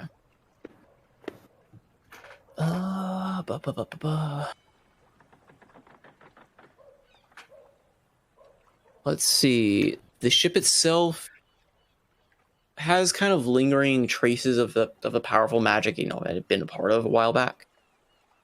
But nothing seems to be. It seems to be fading. Just slowly. Okay. Because I mean, if you remember before, when I don't remember who it was. Someone else cast magic on the ship initially, and it was pretty much laced with magic. So at this point, it's just lingering. I think it was me, in fact. Yeah. Okay. So yeah, that big overwhelming presence that used to be there is fading away. It's pretty much just the traces of it. But due to the nature of how powerful that magic was, it's still kind of lingers. Are you just looking around everywhere, or what's your like kind of? I'm kind of just moving around the ship, you know, just to, not looking for anything in particular, just to see if there's like any remnants of anything especially dangerous, you know. Nothing really. I mean, you detect bits and pieces of magic on your party members as you go by. I mean, not too surprising, especially the very bright, powerful piece of magic that Andros still carries. Mm-hmm. Oh, my bag of crown. Yep. Oh yeah, you have the crown still. Okay. Yep. Still been sitting there. Quiet, because no one's really touched it, but it's still there. Out of curiosity, with the magic beans that Thamor is consumed, do I get anything off of him? Not really. The magic has taken its effect, and it's kind of left a changed impression on him, so there's no lingering magical, like, there's no aura or anything on him. It's changed him, basically, but you wouldn't know that. As far as I know, though, Thamor is still Thamor. Thamor is still Thamor. Okay. But nothing else, like, out of the norm, I should say, on the ship. Okay. So. I still have 2 beans, by the way. Yes, you still have 2 beans. Like I say, she detects various bits of magic on each of you. Because I mean, you all have different like magical items and stuff, and literally a crown of craziness on, of crazy magic on Andros, and a couple of trinkets and other things on other characters as well. Okay.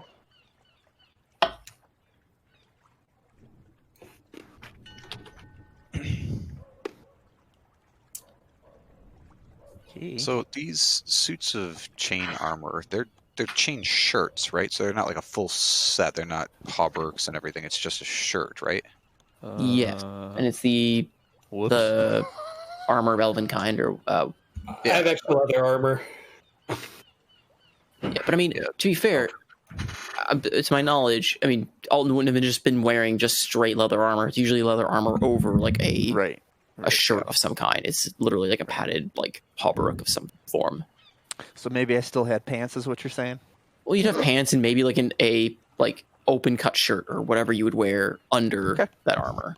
So I didn't take off my clothes yet, Marani. Damn it. Oh. You can still take them off. The tally continues. 21 sessions in, the bard still has not gotten naked. Yeah. But yeah, if we're gonna, I'll say that Andros had picked up one of the chain shirts and put it in his pack just to carry it out. I don't know who else grabbed the other ones, but he was interested by it. So. Okay. We'll say that Alton has one. Since no one else really has claimed to take one, I'll say Alton, you did have one with you, and Andros has the other.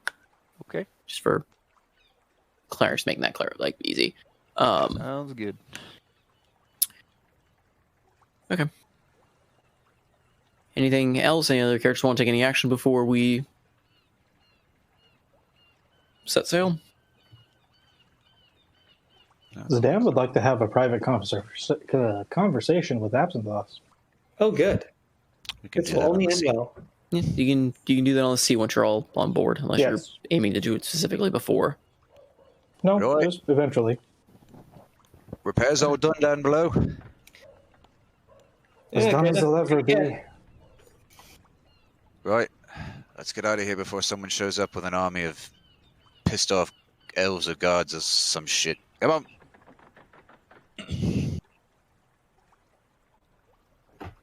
And, Andros yells out, "Roy, lift the anchor. Let's get out of the city." Okay.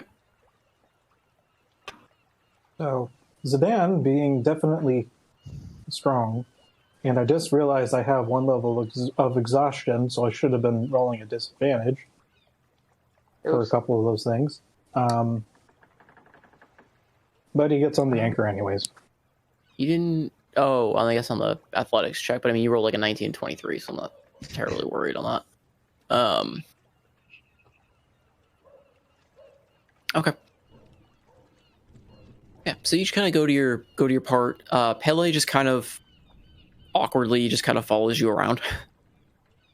And Mort has taken up residence in the southern room on the middeck and is snoring peacefully, drunkenly in the bed.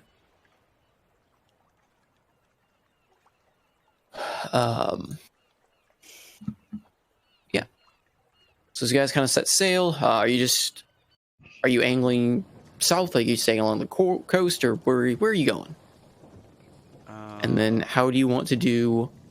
Are you guys all pushing through the night, or are you guys arranging for shifts to be on board? Because it is quite late into the night at this point. Okay. So the three crests that we picked up, there was the stop in Amelia and Dewsbury. There's monsters in Tilbrook. The Tilbrook was the local wildlife, issues with local wildlife. Yeah, the other one is by Amelia for an investigation, like a search with more details from her. And then the last one was a wanted poster for a bandit that has no determined location, but last seen along the routeways between Dinmorak and the Galeran. And Alton would wait until morning to contact Whisper again, because I think that ring doesn't... It's out of charges for the day or whatever. The communication, I believe you were able to use freely with her. It's just whether or not she responds is up to her. Okay, well, but he would wait till morning anyway. He doesn't want to. Okay. So he would, yeah. Okay. All right. Anyone else doing anything, or do we want to decide, like, I guess, first, where you guys are setting a heading for, and second, who's picking what kind of shift?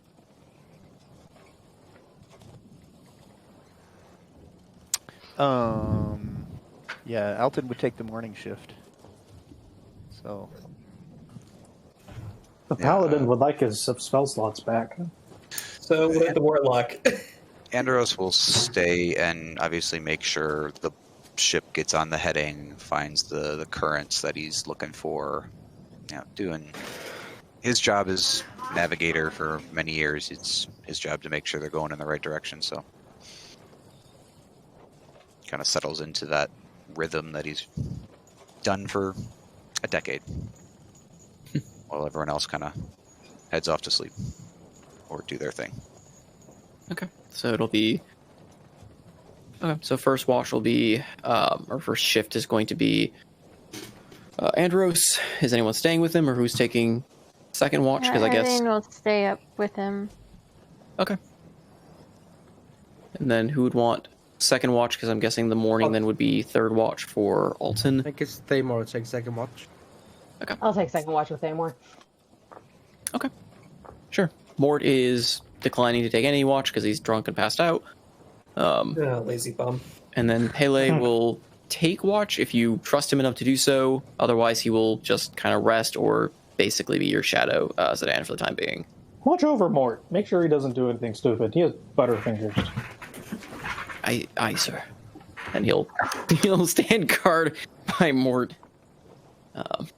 So that's a long rest for the people that are getting up in the morning? Yes, you're all going to get your long rest. Okay. You know, barring anything disturbing the night. So There is something that I would like to do before I go to bed, but we can do Absent Thoughts and Zidane first. Yeah, let's go ahead and do Absent Sedan first. Yeah, sorry, it's gonna be, I guess, going to be a lot of talking this session between characters, but That's what I was excited for. all right. yeah, never worry, Salty. Talking is as equally as fun as the combat, especially when you're heading it. This is all very interesting. I appreciate that. All right.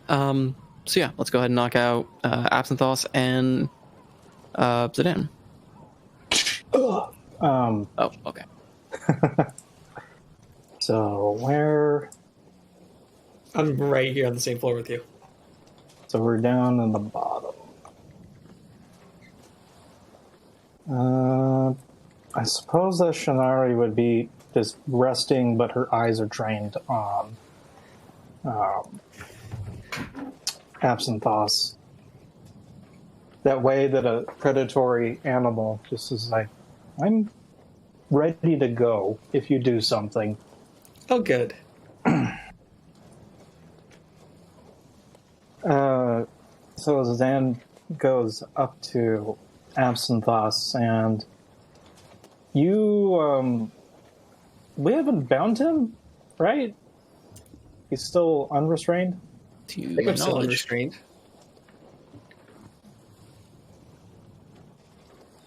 Okay. Yep.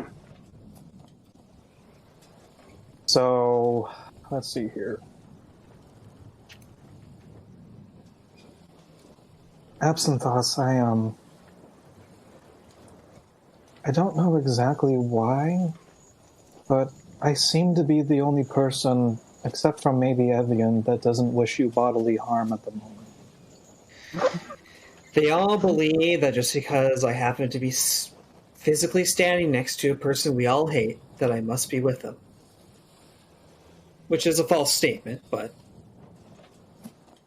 Well, I can understand if they want to believe life is so simple, then yes. well, Okay, not now- everyone has dealings with the machinations of the nobility. or the machinations of the void. Did any of the guards... Didn't I see one run down a hallway? Yes, that was Pele. He was one of the two that apparently made it out as we were finishing off Arestamore. There's a second one. When do you get a chance? Can you check his left hand for Crescent Moon? Why? Oh, that's right. Well,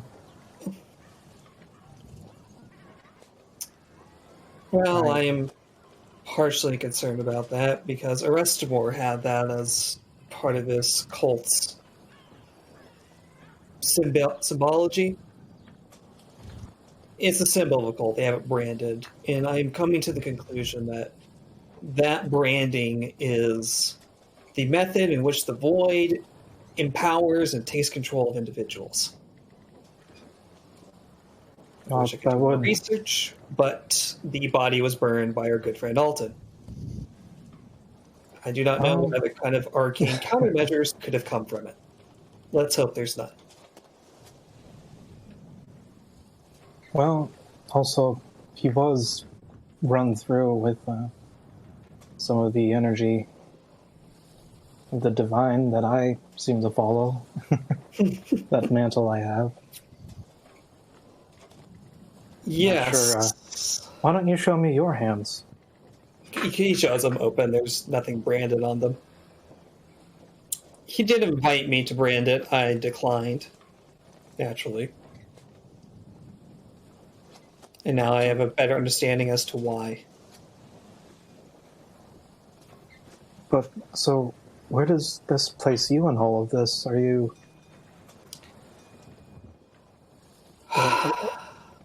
I know that you're a noble's Sigh. child, but... Sorry.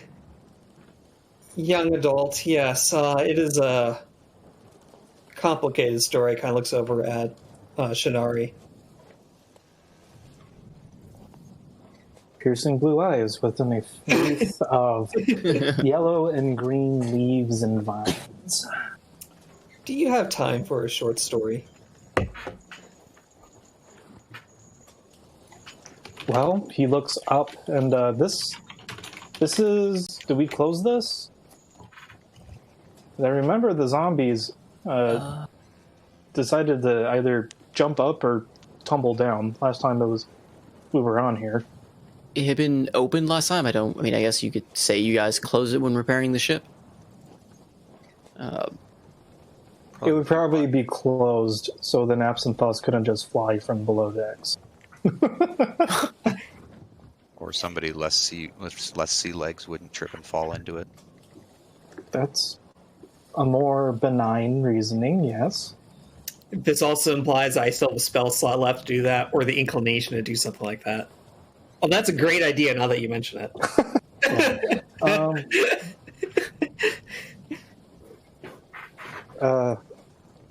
Getting back into character, I suppose.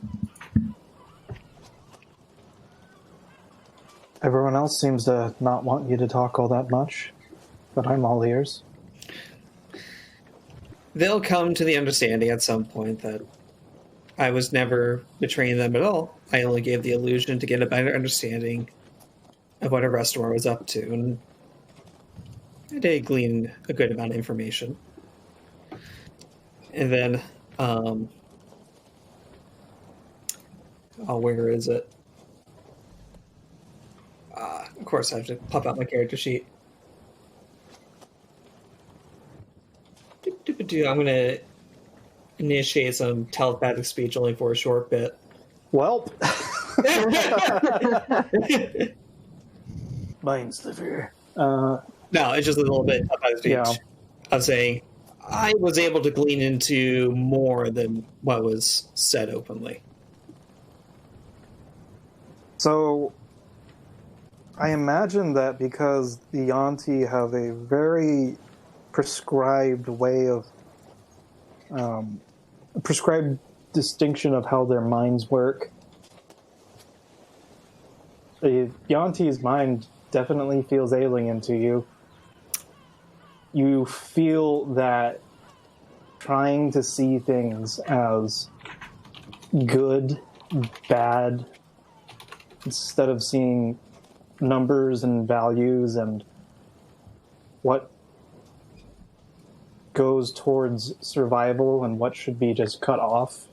Well, it's only speech, it's not mind reading. I know, but this is the sort of logic that is, you brush across it, because this is definitely a new experience for Zidane, for someone to speak into his thoughts, and he's never had to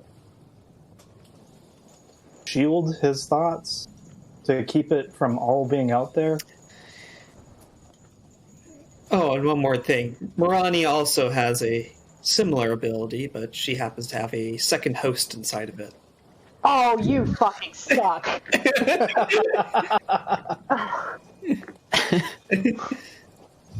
So Zidane is...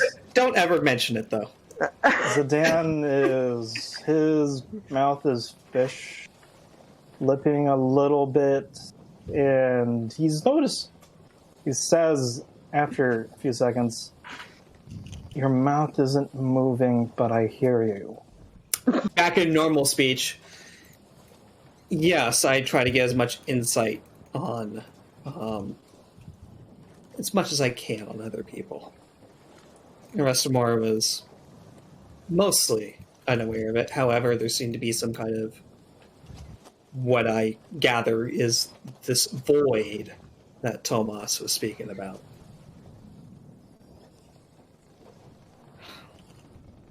Anywho, perhaps there's a nice little discussion area over through that door. Have you ever cleaned the zombies? I forgot. All of them except for the main one, I think. I can't remember. And Well, he looks to the left, and then I think there's one of the silhouettes of one where he had moonbeamed it. And Absinthe says you're moving towards the private conference room. Shinari lets out the low growl. I think here's fine. Alright, if you think it's fair. Well, think of it this way. Anything more... Oh, what's the word? Cloak and dagger from you is not good in our friend's view at the moment. I forget, they cannot see beyond what their sight tells them. That noble condescension also is a bit abrasive. Well, that is Speaking true. of which, why is your house aligned with? Or what? With the king and the queen? No. What was your end with Arestamore? Why did he even allow you to be near him? Oh. This is part of the story I want to tell you. So, it doesn't make sense at first, but remember when we were with that Mad King? He nods. Alright. So, I can only presume we all saw different visions, and I saw... Well... What do you know about higher and lower planes of existence? You know, things like angels and demons and that sort of thing. I know that some are devoted to life, some are devoted to death, or, well, control and power, and each have different methods of achieving those goals. Good. So you're aware that even within a certain group, there are many subgroups, some who are not aligned with each other.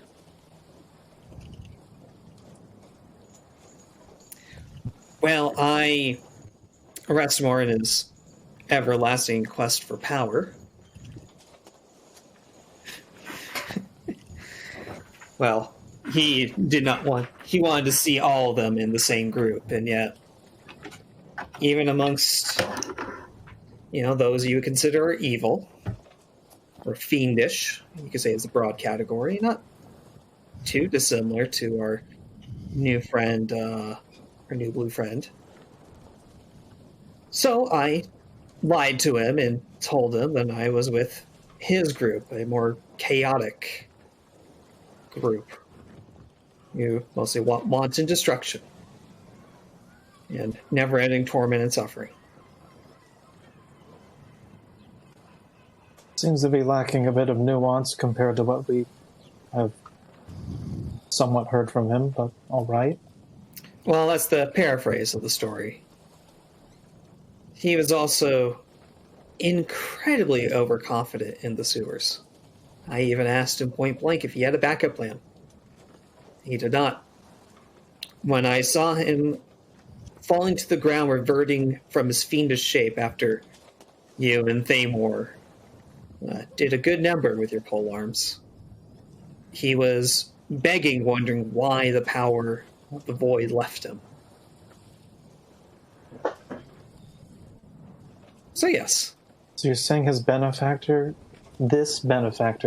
constantly looks through those marks?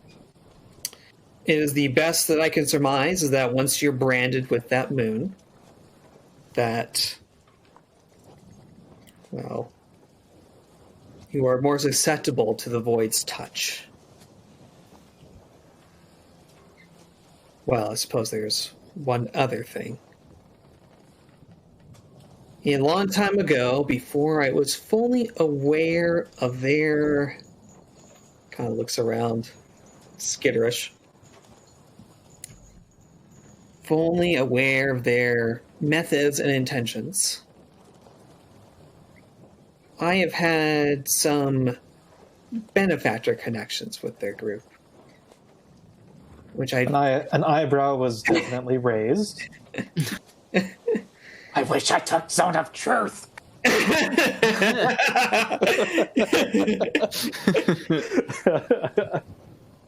Well, to Asajj's fears too, I also told him that I have provided support to the group in the past. However, now I hope to leverage that support as a lead to destroy the group.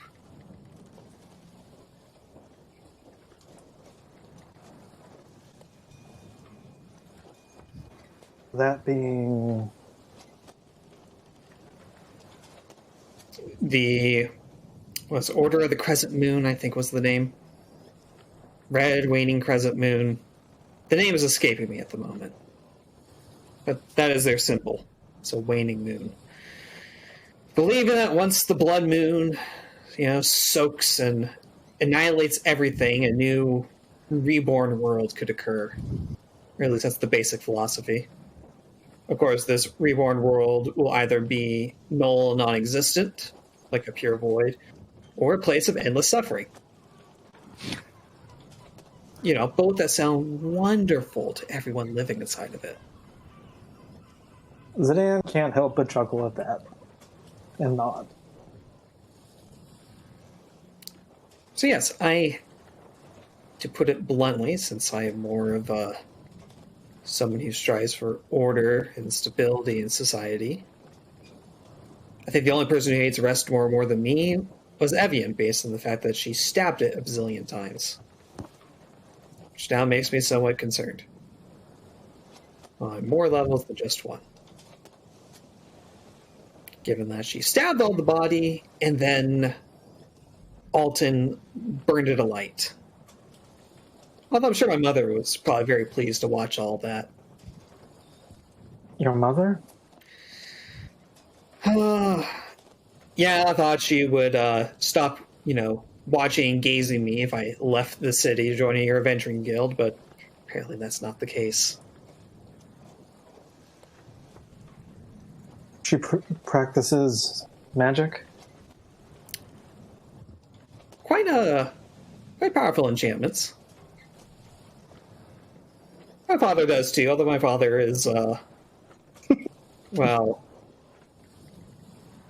my mom has all the cunning for the both of them.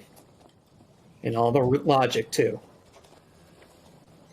I suppose if it was still a barnacle, I'm sure barnacle and father would have gone on well.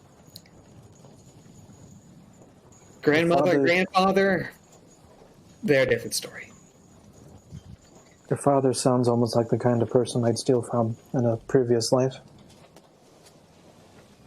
Well, you might have tried to steal from him, and then he might have tried to talk you down, or just be silly, or just be perfectly okay with having stuff stolen from him. Definitely would have stolen from him. Well, this assumes he has anything valuable on him. I'm not even sure he has the mark at the time of day. Does she have something to do with your weapon of choice?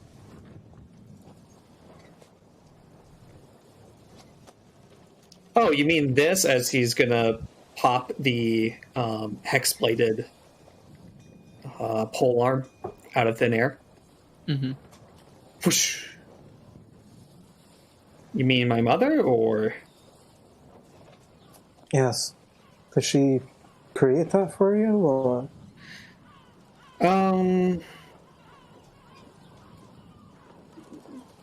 Not exactly. This is not hers. This is of my own forging, as he pops it back out of existence. No, you swear a powerful oath. Much like any cleric. Cleric. That's an interesting way. He seemed very keen on being allowed to also land the last blow on the rest of more with that. Oh, I don't think that wasn't me landing the last blow. That wasn't it you? Or would you consider the Evian for slicing him up to undeath? Or would you consider Alton for burning it? No, during the fight. And I suppose actually a few fights in the past. It's almost as if you're trying to feed the blade a little bit more than most warriors. You have a keen eye. And yes, the powerful deity does require sacrifice. Sometimes of my own, sometimes of others.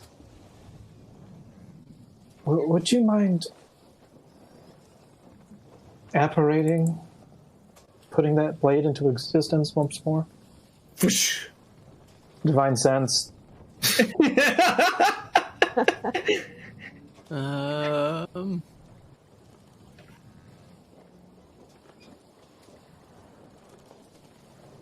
I don't think you can qualify blade as. Oh. I don't think it's been consecrated, but. Ooh. Consecration can be good or evil. It can technically pick up the fiend aspect of the fact of the pact you're with. I think that'd be logical. But as far as good or evil, you don't really get any strong one way or the other coming off of him.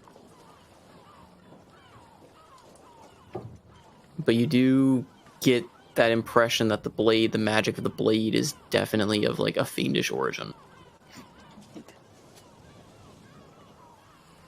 And there's some black like angel wings on the tip of the blades.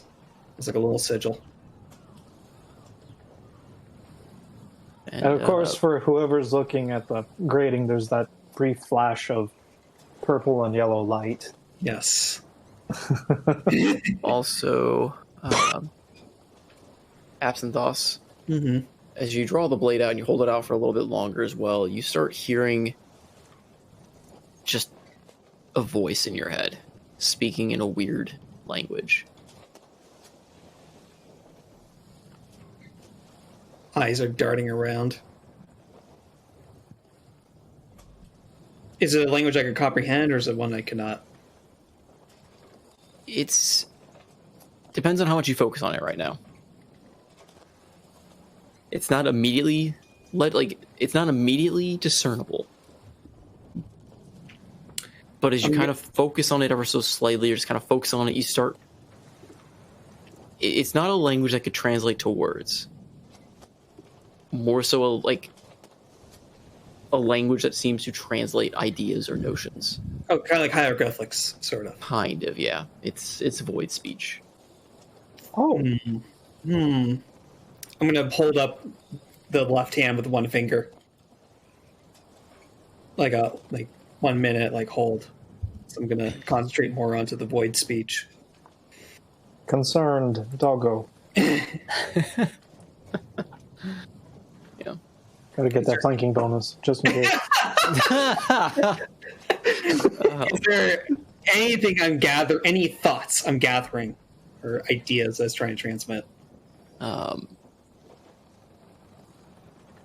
You just get this sense of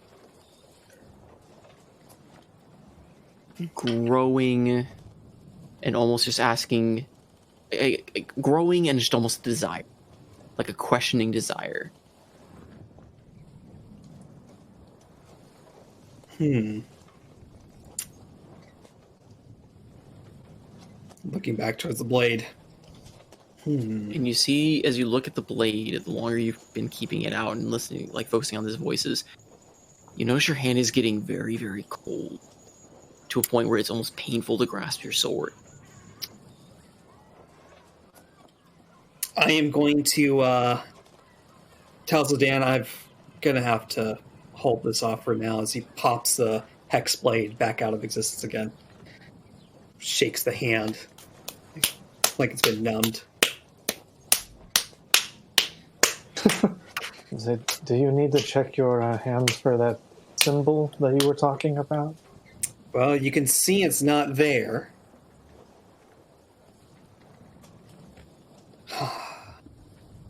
Right. Normally it's hot, and the fact that it's cold.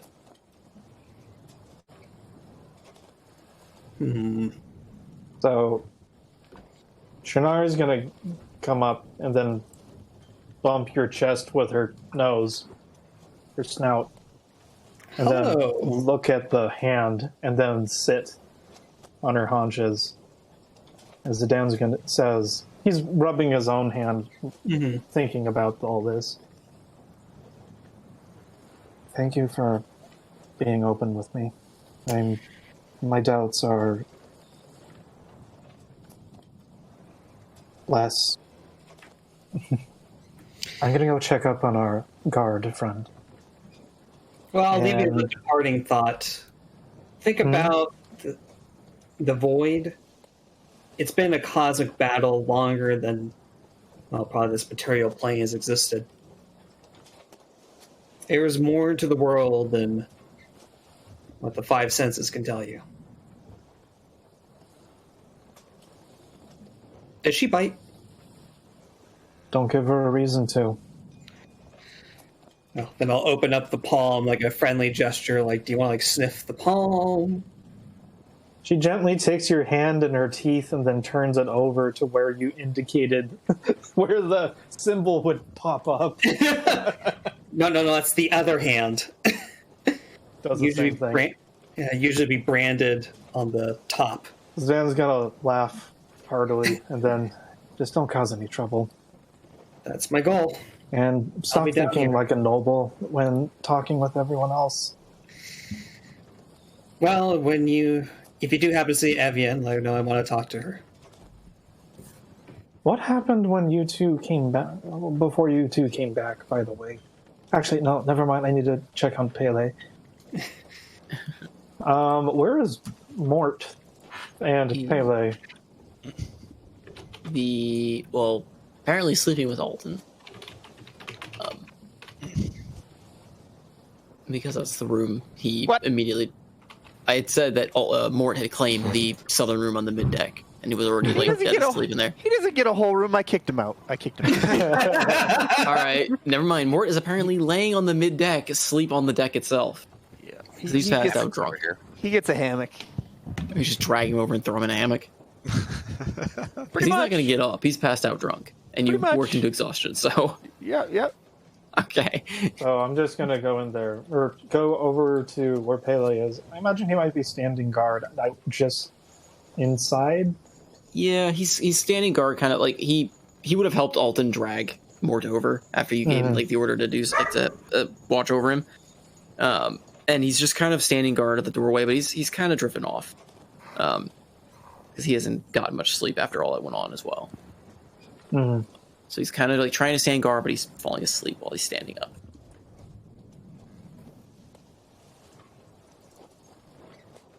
Okay, so something I want to ask, I guess before we push on too long, because it's, is there any conversations you guys want to have with other characters? In a sense of, I had plans for kind of updating or going through characters for the way they will get their new artifacts stuff, the true loot of the prior events. I didn't know if I was going to RP at all, or if you guys want to be a part of each character's thing, since it'll be a lot of more individual little things, and I just didn't know if everyone wanted to sit around and listen in, or if that should be something I pick up and do individually with each character at some point. What were people's thought or opinion on that? I'd love to hear it all. Same. Yeah, We heard each other's visions Okay, at the beginning. I just want to make sure that it wasn't like people were just getting bored listening to other people taking spotlight for a while, and that's kind of what happened for a little bit with some of the other characters, but in terms of going through these. But This is the good stuff. Yeah. It's a 7-person party. It's always going to happen. hence why I asked it, and if it'd just be easier to like pick everyone on a different day and just do that quick little aside and just go that way, or it would just be easier if everyone wanted to listen in. Like Trent That's said, the duration. good stuff. Okay. All right. So yeah, you're gonna check on Pele then. I want to check his hands first, but Let me see. He has no marks on his hands. and he probably knows exactly why I'm. Yeah. And then Well, actually, no. He knows why, but he doesn't know why at the same time. Because as you're checking his hand, he's like, I get what you're looking for, but only Arestamore had that. Really? Did he have any guests that also had the marks? Not to my knowledge, sir. I'm just a guard. Nothing really important in that order. More of his house guard and not of his personal. Yes, House of the Broken Moon. Right. Well, hopefully the voyage is smoothed out from here. You have any problems, just shout for me or for Ari. Hi, sir. I'm gonna take a quick shut-eye if that's all right. It's Oh yeah, of been a long course. night. Yes, yes. He nods and like kind of strings a hammock across the door. He's like, I'll be sure to wake up though if he makes a stir, but judging by the fact that we dragged him from another cabin on his face, I don't think he's waking. Oh really? Yeah, your other companion said he wanted the bed. Well, the ground is a bed, I suppose. Although, right then. Sleep well. He just nods.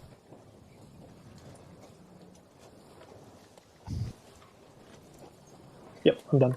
Okay. So you're gonna head off to bed. Yes. Absinthe, what are you?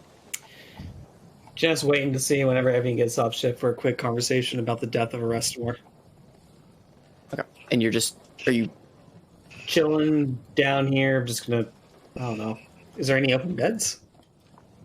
I mean, there's the 2 beds below that no one seems to have taken. There's still some of the hammocks in that one room, as well as the hammocks in the room with those impromptu hammocks in this room. I'm gonna tell Shinari I'm going to go to a bed. Okay.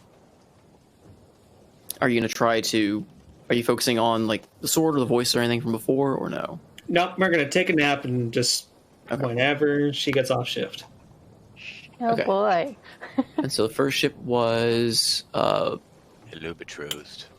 and No armor fitting session. We don't have the armor. Thought you grabbed it. No. That's right. You forgot. You forgot. We forgot to grab that. Yeah. 400 gold piece down the drain. So we had Andros and was it Alton? That was no. It was That's Evian. Evian that stayed with them. Okay. Okay. Yeah. So you two are on the dock as everyone settles in for the first watch.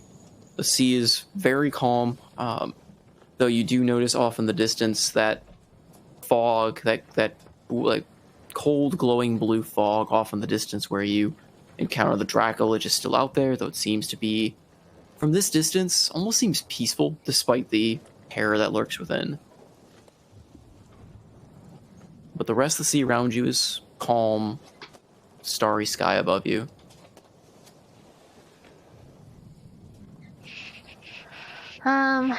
Seeing the fog, she's just gonna make her way over to Inderos and just, like, mention it to him. Do you think that fog that we went in before, is it going to be following us, or do we have to go through it again? No, we're skirting far south of that. No, based on what our bird and mouse friends said, it's likely gonna keep growing. But for now, that's kind of that's intriguing to watch, at least. Quite ominous, really. But Knowing what's in as there, long yeah. as it's not above us, then I take it it's better for us to be at a great distance. Don't worry, we won't be going anywhere near it. We'll be dipping a little bit farther south once we get to the edge of the cove here. Skirting Good to around. hear it. Good to hear it. And, you doing all right? I'm still frazzled from today's events. Trying to get my motions together, but, it's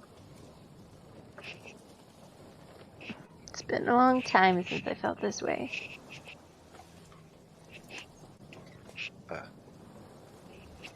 Makes me wonder where the boozes is, so that way I can be numb from all this. Get a level head.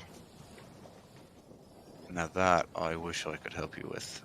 You could go check the supplies, if Alton got them from Awesome World. Hopefully he packed something, but that's about all I've got. I'm fresh out myself. I used to carry a flask on me wherever I went. Haven't done that in a while, though. I take it when they took you, they took all your belongings? Since you did change your appearance. Surprisingly not. Actually, they took my staff, they took my daggers, and really left me alone. I don't know if it had something to do with the fact that that guard captain said to give me the fancy room, which, to be fair, it was shit just like the rest of them, but... Well, you're still you. Even without the old man that everyone adhered so closely, but... Yeah, it's still me. It was... Yeah. I kind of figured from when we first met something was off about you, but too many men that I've come across don't seem that cheery in that age. Sometimes you just got to be the cheery one, right? If you're not cheery, everyone else isn't cheery, and you're just a glum shit, and everything sucks. Somebody's got to spark a little smile, right? I suppose so. Well, you were a good old man. But I guess I have to get used to this blue-faced thing going on here, but this is the real you. As much as I can tell, though. Holds out his hands. The last time I saw myself, I definitely was not blue. Yeah. No, I don't know if you've ever been across the sea, Mir. I kinda, well, they're not common, but you see them around. It's the same as all of them. Red skin, a little bit sooty look to me. Never was quite as vibrant as some of the others, but now blue. Unfortunately, I haven't crossed the sea or come across any red ones or blue ones. Well, it's perhaps someday we'll get across there. It's a wild place. North is it's cold. Lots of mountains and snowy peaks. Then you get to the center of the continent, it's just a massive fucking desert. Sounds like a cheery place. It's unique, that's for sure. Can't say I've explored it completely. Usually just went between the main cities over here, Tales of Mir, Galeran, done more occasionally, up to White Rose up there in the north. That. You're gonna be okay, right? Only time can tell, my friend. Only time can tell. But for now, I better find that booze. You do that now. Don't get started too quickly without me. Yeah? Gives you a little wink. Okay. Don't worry, I won't forget about you. After all, you bring a good jig to the jazz, if you know what I mean. That I do. Off you pop. Right. And she's just gonna leave him for a moment, go search for some booze. Okay, so you head down. And as you head down, we'll split this real quick. Andrus, as Evian is leaving you, kind of hear the footsteps and the creaking of the boat. You hear creaking behind you at the wheel. Uh-oh. Sound of like footsteps kind of walking up behind you. Right, Evian just left. Who's behind me? Hello? Kind of whirls around and looks. And you turn and almost are assaulted by a bright light. Say. And as it fades and seems to almost pulsate with varying intensity, a woman stands before you. At this point, looks very young, glowing softly. It's been a while since I've come to you. You what now? I suppose I never formally introduced myself, have I? No, I'm sure I would have remembered somebody with And as your complexion. as you're talking, she seems to almost age in front of you a bit, appearing now as a middle-aged woman.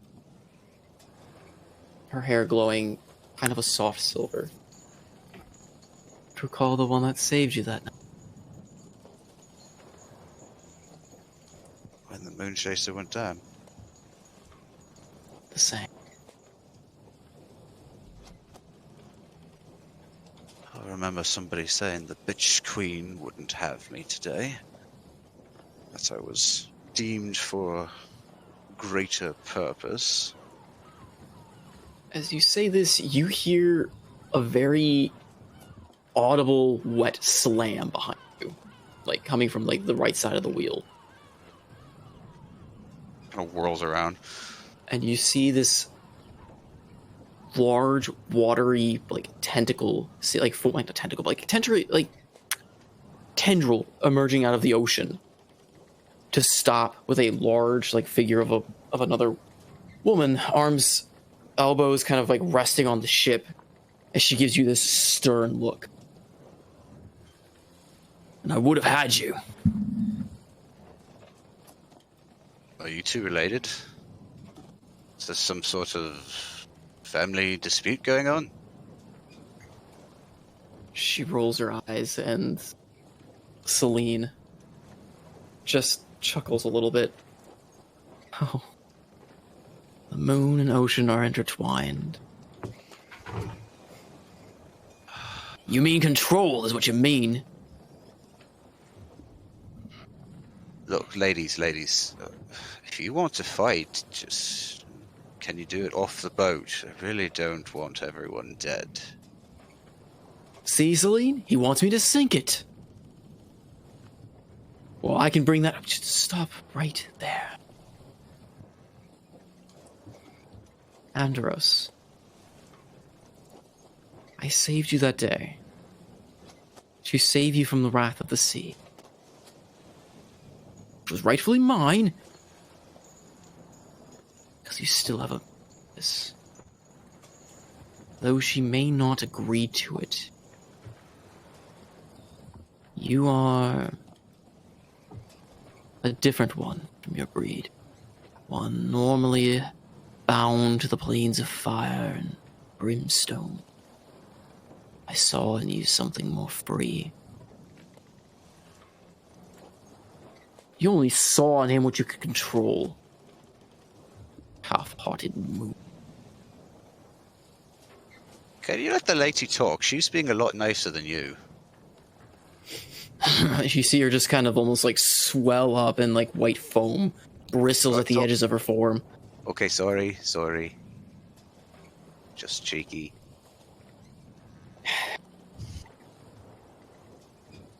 It is an agrarious relationship.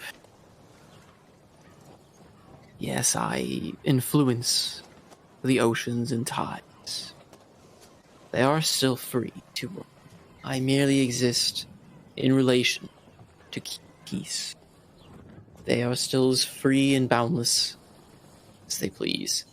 And you just hear the ocean as Umberly just kind of huffs. You, Andros, you've already encountered one of the minions, right? Faust. Oh, right. Yeah, how could I forget him? And Umberly just shudders. Thought. Be it ice, still water, I don't care for that thing. Rather see the seas drained and then frozen over. Yes. Faust. It is a abomination for sure.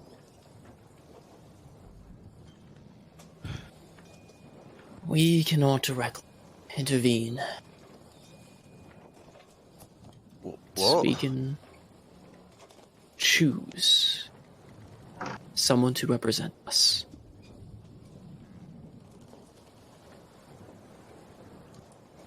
You know, this is always my annoyance with you gods. I'm assuming. Why can't you intervene, eh? Are we just playthings? Umberly just gets this wide, watery smile. And about to agree with your statement, Celine just cuts her off. And with almost a wave of her hand, you see Umberly, like, recede. Angrily so, but recede. No. Not playthings. The gods and goddesses of this world, of the plains, and from the very creation of this world, we all swore an oath upon creation itself to not directly intervene in its happening. We influence it from time to time, and give guidance to those that call upon us. But if we were to act, the world would turn nothing more into a battleground for the gods competing for a singular throne. So it was decided that we would rule our domains and, well, act through others.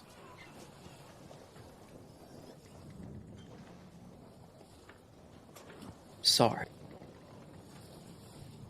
It had to be. You don't deserve to suffer, be bound, as it were.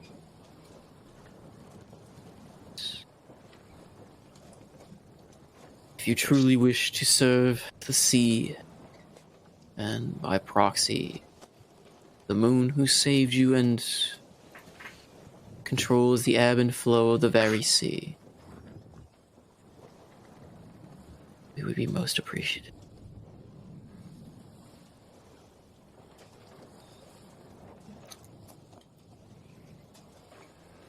Kind of sighs deeply.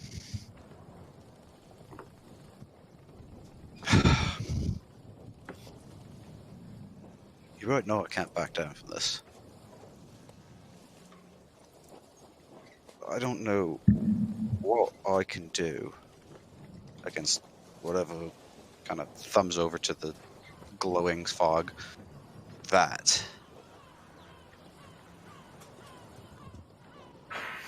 I don't quite like being told what my destiny is. But there are more people in this world than me, yeah? Your destiny is still yours to choose.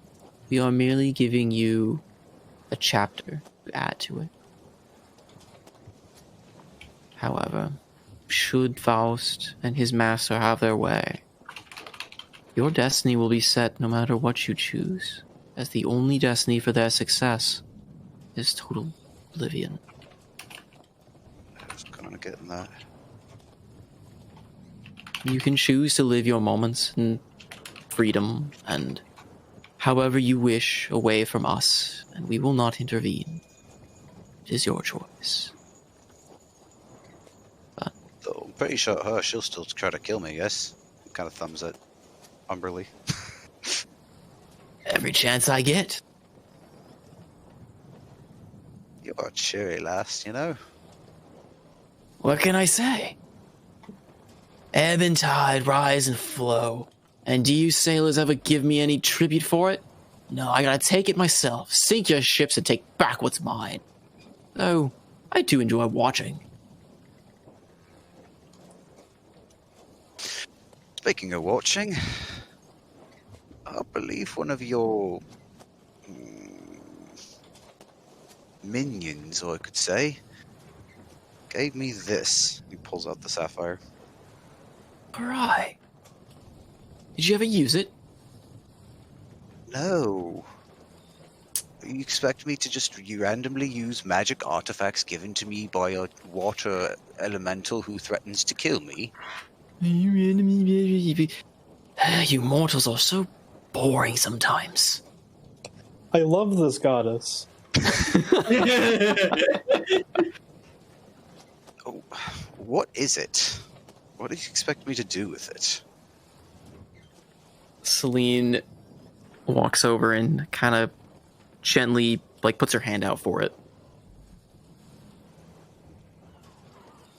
Kind of gestures like he's going to hand it to her. Oh, just looking at Umberly the entire time, like, eh? Eh? She just rolls her eyes. Hands it over to Saloon. She holds it up to just kind of in front of you and letting her light pour through, and you just see this refraction of colors, almost like an opal, like a blue opal, through it. It was a test.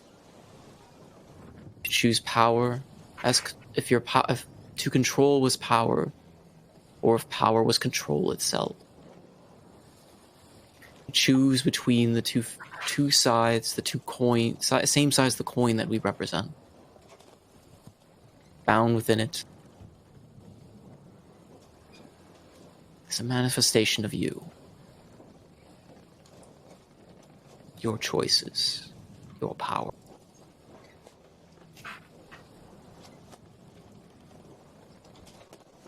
Interesting. I see that the test didn't prove as we intend. There is still power. Should you choose to accept, call it a quest, a voyage, a mission, however you would like to take it, you can free this power. Control and power given to you by the sea.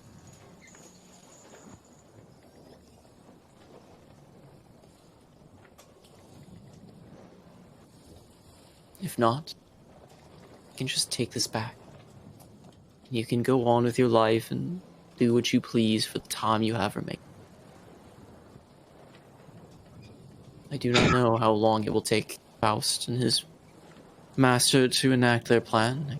It could be tomorrow, could be years, could be decades, could be centuries. All I know is they are acting now after years and years and years of rest.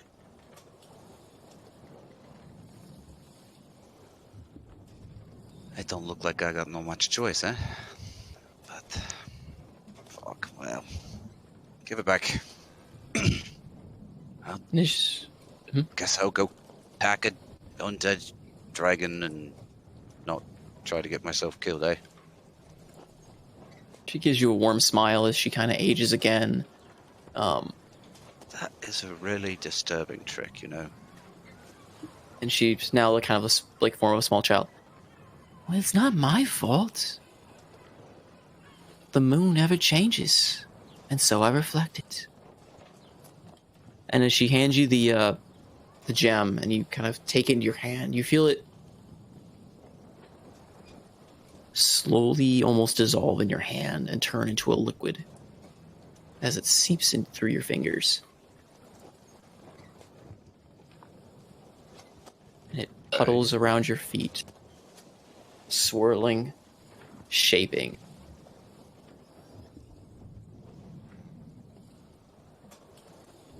And as it swirls and forms in front of you, a watery clone of barnacle stands in front of you. Andrew's eyes go wide. Hello there. Hello. Oh, you can talk. I? But... Right. Oh. Barnacle. That's what I called myself. That's what you were. Ah?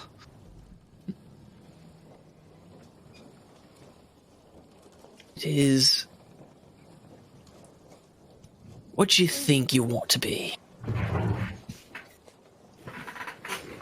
And its form blurs a little bit, but still kind of retains the image of Barnacle.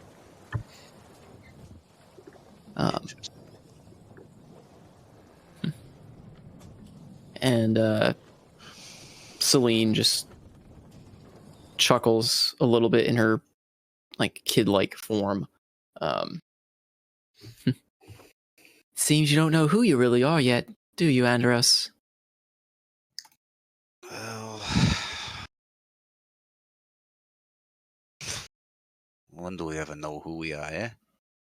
That's what makes being immortal so fascinating.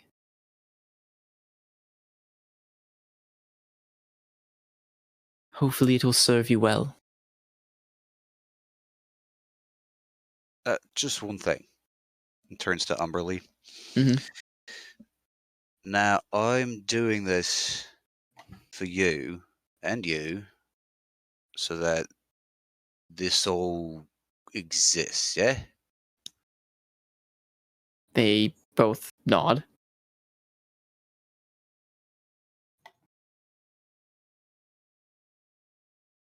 Promise me something. I don't care if you kill me. You can come and chase me all you want in all your lives or years, agelessness, I don't know. You're God so strange. Leave my friends alone. That's my ask. That's my price. Umberly like makes him make like moves to kind of like make a sarcastic remark, and kind of just stares you over for a minute, and then just kind of gets very serious instead.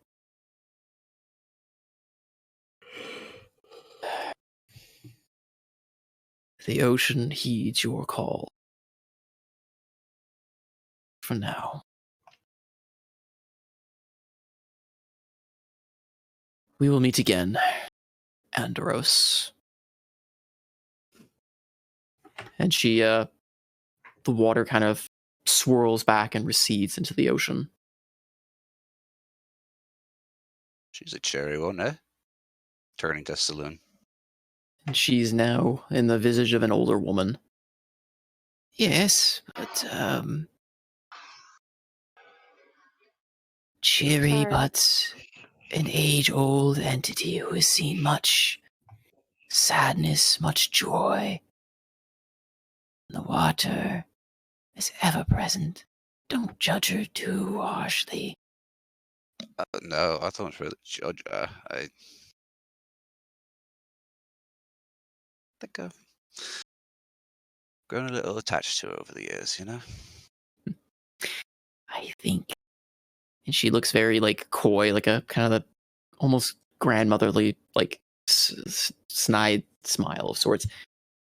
Think that's her real issue. She grows attached to the sailors that sail the seas and spends joyous moments upon her in her domain. And when she loses them, or when she has to go into fits of rage and destroys the things she loves most, it can tear a deity apart. I can understand that, I suppose.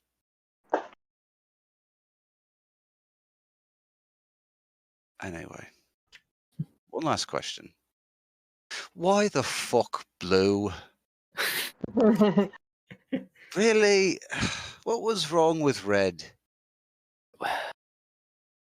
Mortal complexion is not something I was aware of. I pulled you out of the sea and you looked very blue, so I assumed that was the correct color.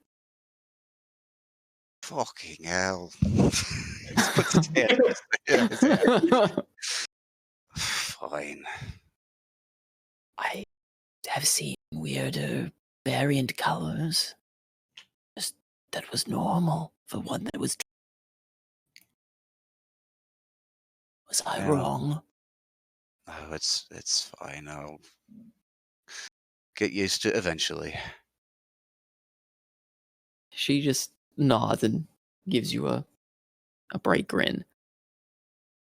Now then, I will be watching over you, Andros. And she starts fading dimly away into the moonlight. Right. Always watching. Kind of looks up at where's the moon tonight, and is it what kind of moon do we got tonight? I would say it's like a half moon up in the sky, but it's cloudless, starry, so you can see it clearly. Yeah, he just kind of gives a little like 2-finger salute from his temple. Okay.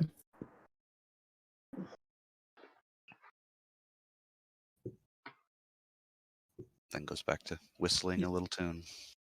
And your watery apparition starts whistling along with you.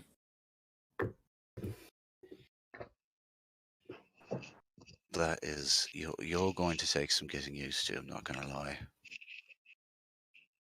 Oh, Don't worry. I have to remember how to do your barnacle voice. Don't worry. Don't worry. You'll get used to it in time. Everybody does. And he gives you a coy little wink before it turns into, like, it kind of reforms as of water and fills a flask sitting at your feet. How about that? Kind of picks it up and sets it up on the. There's like a little table next to the wheel there.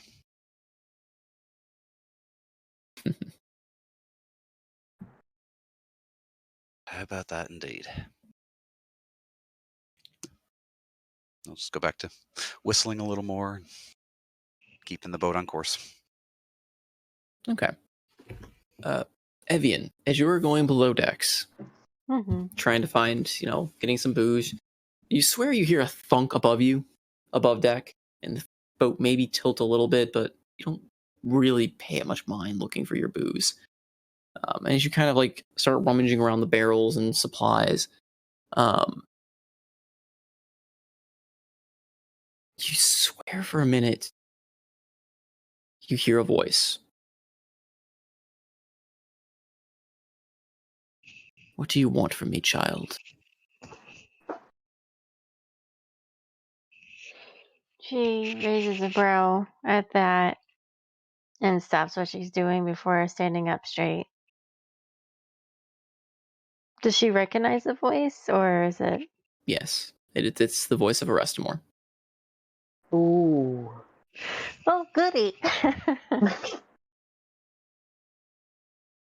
And as you, I guess do you turn and look for the voice, or are you just standing stock still? She's kind of like standing still, but her eyes kind of shift in the direction of where the voice is coming from. And if it's not in line sight, then she'll slowly turn around to find it. As you turn, you see kind of like a half apparition, or like a apparition of half of like Arestamore floating amongst the deck. And you see like the bottom half of him that would be like his legs seem to be of a pedal, like pedaling, or pedaled is words. Instead of legs, you see like flowing petals. Okay. And you feel your bow just get warm on your back.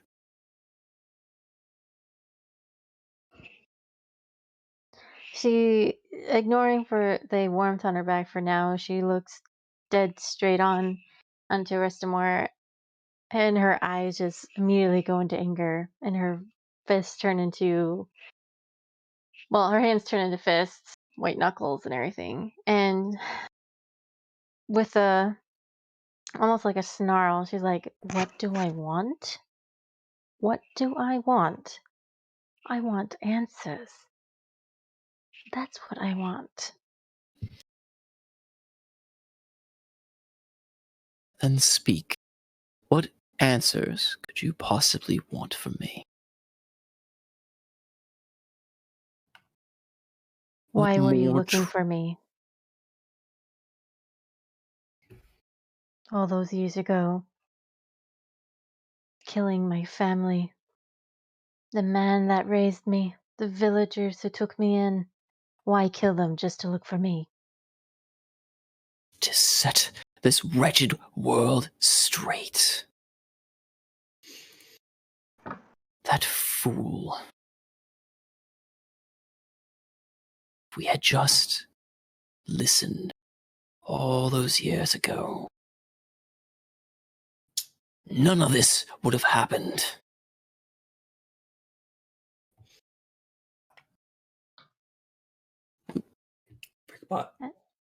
What fool are you referring to? Hardly. It's not Bossak. Not my father. Who are you referring to? Vale Malorn. Touted fool king. Your grandfather of all people. My grandfather. And yes. she's kind of like almost lost at that because she doesn't recall any memories about him. You Lies. wouldn't.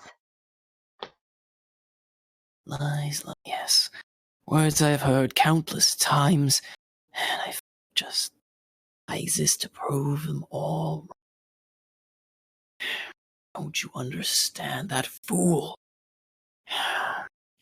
He heard the calls. He heard. We had a chance to fix everything. The mistakes of our past. Could have brought her back. Could have had a world where we existed together. But he chose to ignore it. To seek help and try to stop it. He tried to bring about its end. Have that? No. Pass it along to you. And your friends. Should have ended all those years ago.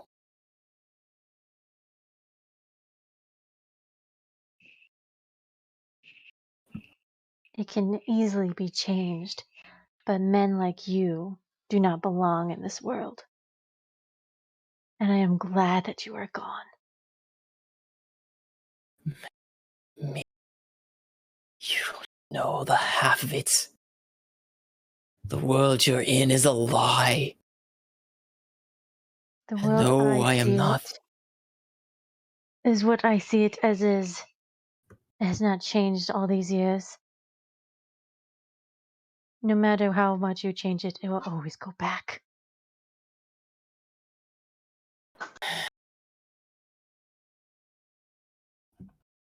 You say what you want, but you were the darkness who just furthered it.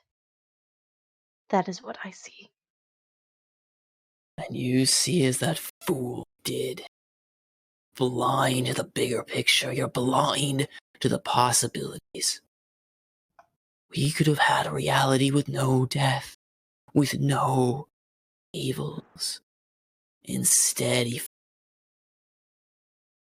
denied the truths, chose to fight for this false, corrupted world. What kind of a world takes a wife from her husband, a child, and then leaves him with nothing more than an empty promise? I sought to fix that, to bring a world where that couldn't happen. But everyone stood in my way. But it didn't matter. None of you were real to me.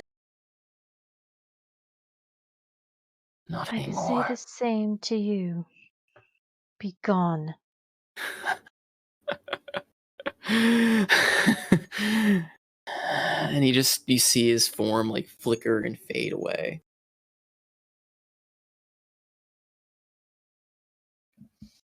Evan kind of sits there for a moment and then pinches her nose, having like this headache coming on.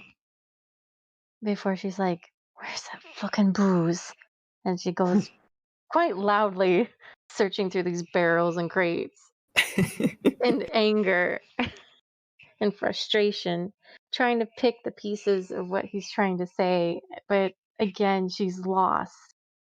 And just the news of being the grandchild of, what was his name again? Faye Lauren. Faye Lauren. Just kind of sweeps her off her legs a little bit. Because she never imagined someone like that could have been her grandfather. Because all she can remember is just being in the village and being with those who raised her to be the soldier she is today. You search for the booze and you find it. I mean, there's a little bit thrown in from Oswald as well as some on deck prior, if you search around long enough. And as you're like, Go ahead. sorry, as you're kind of like digging into the booze, I imagine and drink for what may be the first time for Evian, intentionally so. You hear the voice of that, the dryad you'd met in the Feywilds speaking to you from the bow, and you feel it like almost pulsing as if it had a heartbeat of its own.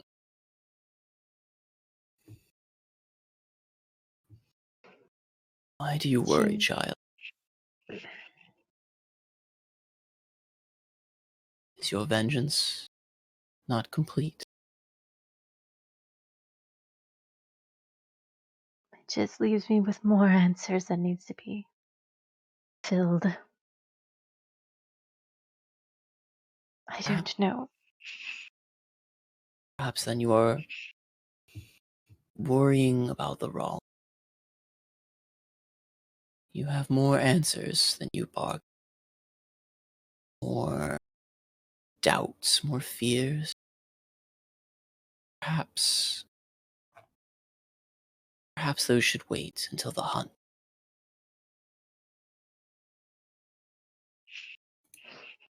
Perhaps. Are But I do still, have one question, if you don't mind. of course. Were you the one who led me away?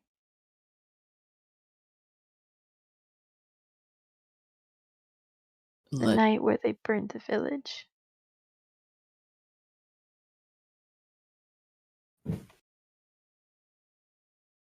It was not I to let you. But there are members of the Fae, the more maligned sort, that I can't say were. They seek their own interests. The survival of this plane, of all planes, rests in your legacy of humans. Should you have been caught in that, should you have been taken by a restum that night,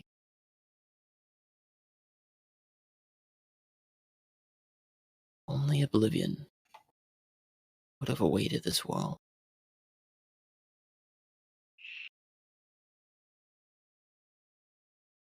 She takes a sip of the alcohol in her hands before taking a bigger gulp and then bringing it down.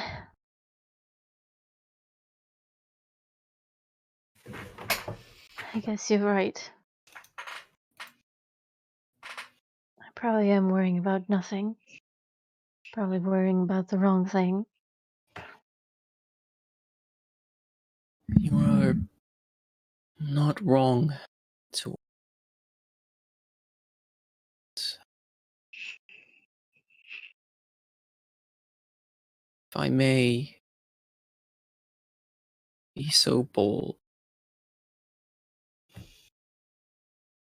I am not above the concerns for our planet.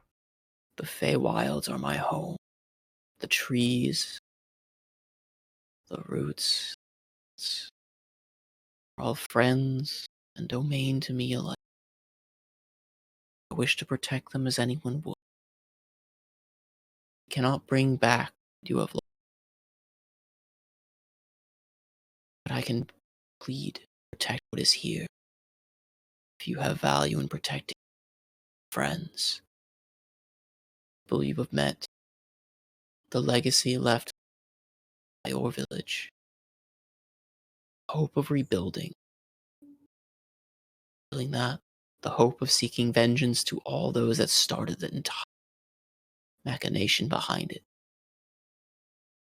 then I ask you to take up the bow, hunt, be Fey Reaper.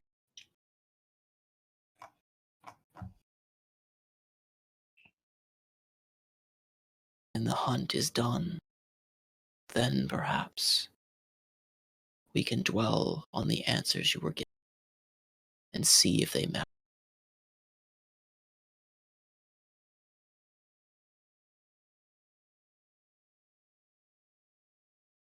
I will serve. I will live for this purpose. For my friends and for those who need to be protected. I will serve. And as you say that, in the bottom, like as you down more of the drink, you just feel this surge of power course through you from the bow. So. And she became a Hulk. No, I'm just joking. No. So I've already kind of talked to Anderosa.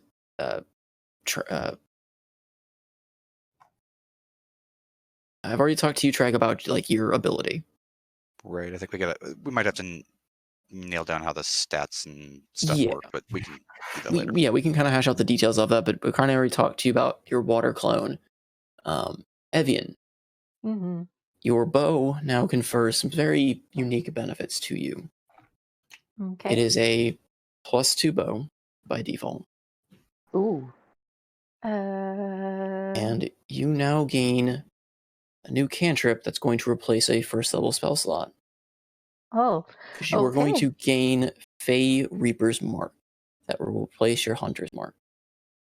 Oh, not my Hunter's Mark. Hold on. Okay. You're gonna like this because it functions similarly to Hunter's Mark in that you can mark a target with it. It acts as a cantrip instead of a first level, so you can use it repeatedly. Okay. The damage is amped to 1d8, and it confers some special abilities. Targets marked by Fey's Reaper cannot escape you. Any of your arrows you aim at a marked target ignore cover, line of sight, and can even breach into the Fey wilds. Oh. So your arrows basically will utilize thematically crossing into the Fey wilds to hit their targets. The range, however, is still unchanged. Okay. You also get us another ability that you can use that is equivalent to your Dex modifier per long rest. I think that's 3 or 4 for your character currently.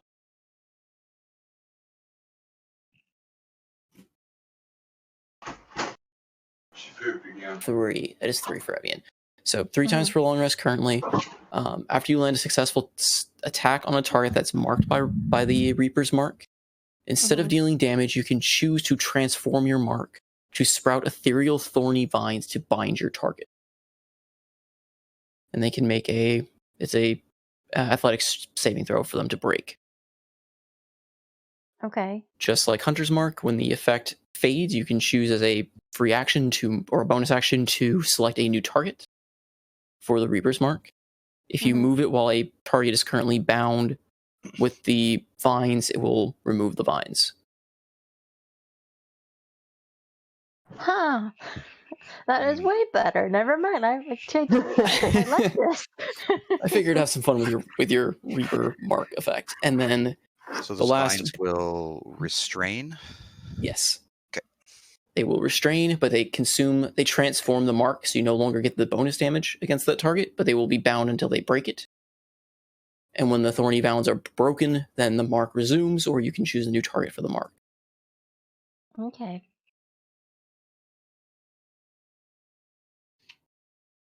I'm gonna get all that stat block later. Yeah, I'll type it out in a more concise way. I kind of have it in a very rough form right now because I was going through a lot of these. But okay. Yep. As well, and then one last little bit to this bow as well that you get once per long rest, just like you kind of worked with Arrestamore. You can consume the memories of a fallen. If you are able to dip the bow into the blood of a fallen foe, you are able to either gain some insight or memory from that fallen foe. If the foe is particularly a powerful foe, you may even be able to get the ability to converse with dead with that target. Okay. Well, I like this concept very much. Thank you. This is gonna be awesome. Don't worry, I've got fun plan. So, and then yeah, like I said, Barnacle. If you want to talk about your ability, you can. Otherwise, we can show it off in action once it actually gets around to it. But yeah, you get the watery. Yep. Okay.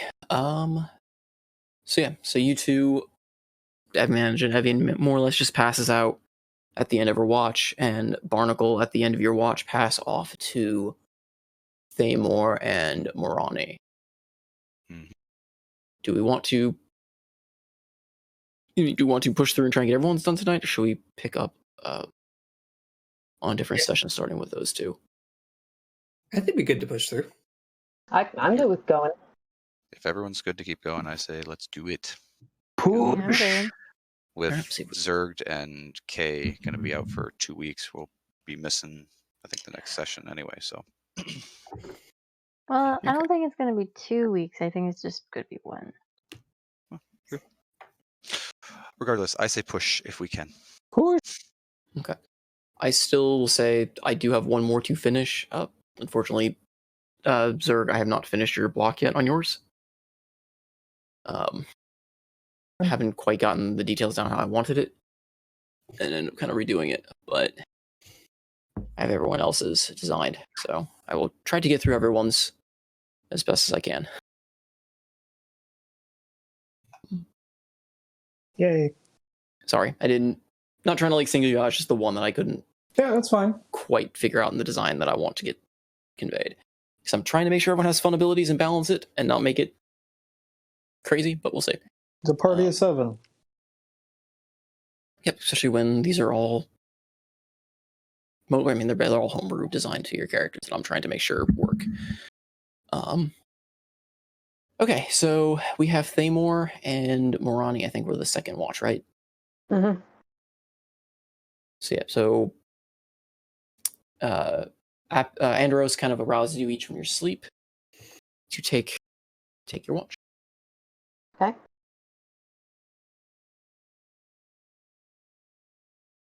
I would kind of like to go off by myself for a minute, and I want to have a conversation with my passenger. Okay. As you try to like commune with him, or it, I should say, first you don't sense anything. It's very quiet. And as you kind of focus more and more and more,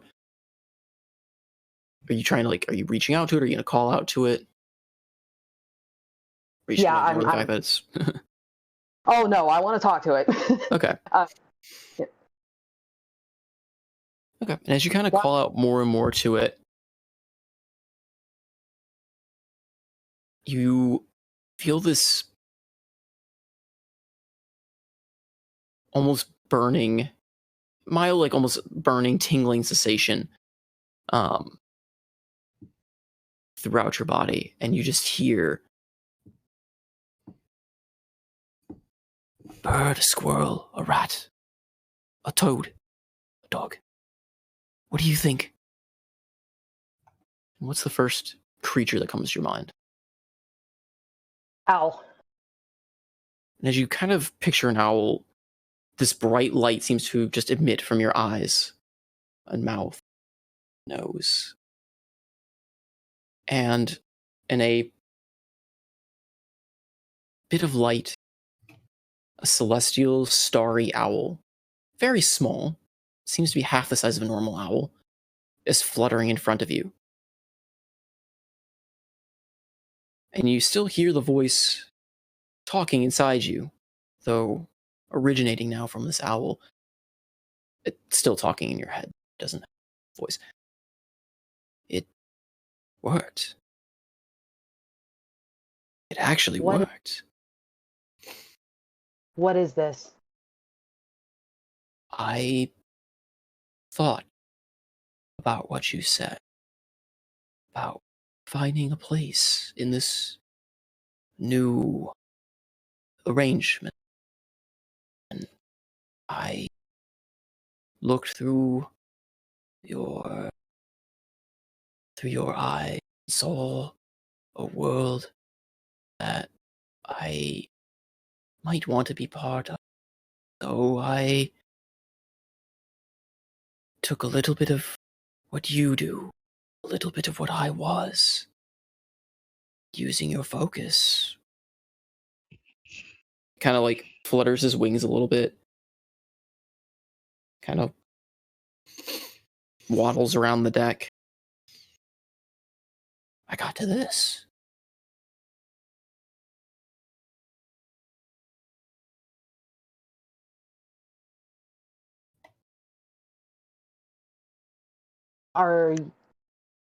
Is this a new permanent thing for you?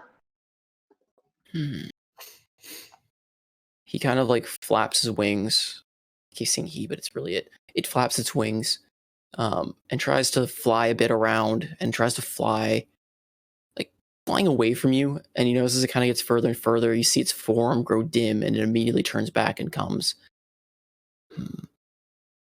limited, but still functional. Form is permanent. You wish me to remain. It is by your will as well that I can stay. Well, I do not seem to stray too far. I am still bound to you, it seems. can the others see you? I would imagine so. This form is corporeal, a astral blend, nature, and magic,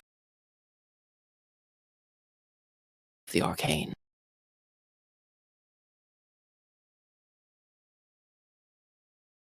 But you can only speak to me, right? I have only tried ever speaking to you. Well, so long as you've brought that up, I did have a question for you, if you would indulge me. I will answer as best can. Well, I would just like to know, what on earth were you thinking when you exposed yourself to absent thoughts like that?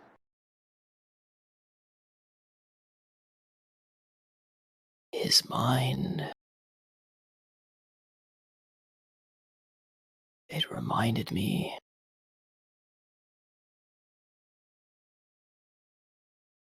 the things. Put this. When he opened his mind to you, to us, I saw in it a glimpse of something I had thought to have forgotten. Something vast, powerful, consuming. I apologize. A moment of selfishness, perhaps. I wanted to show that past. I am no longer what I once was. I am no longer just a thread. I wish to be a player in this world. An understandable desire, to be sure. And yet, did you give any thought to your vessel? He thought you were his friend.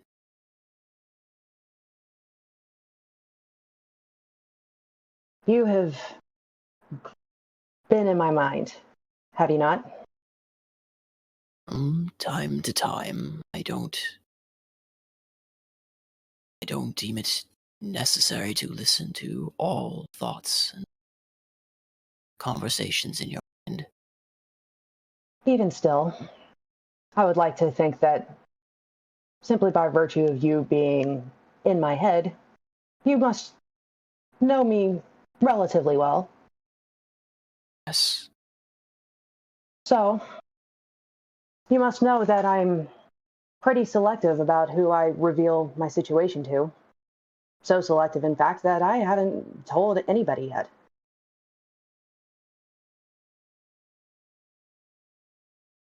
Apologize.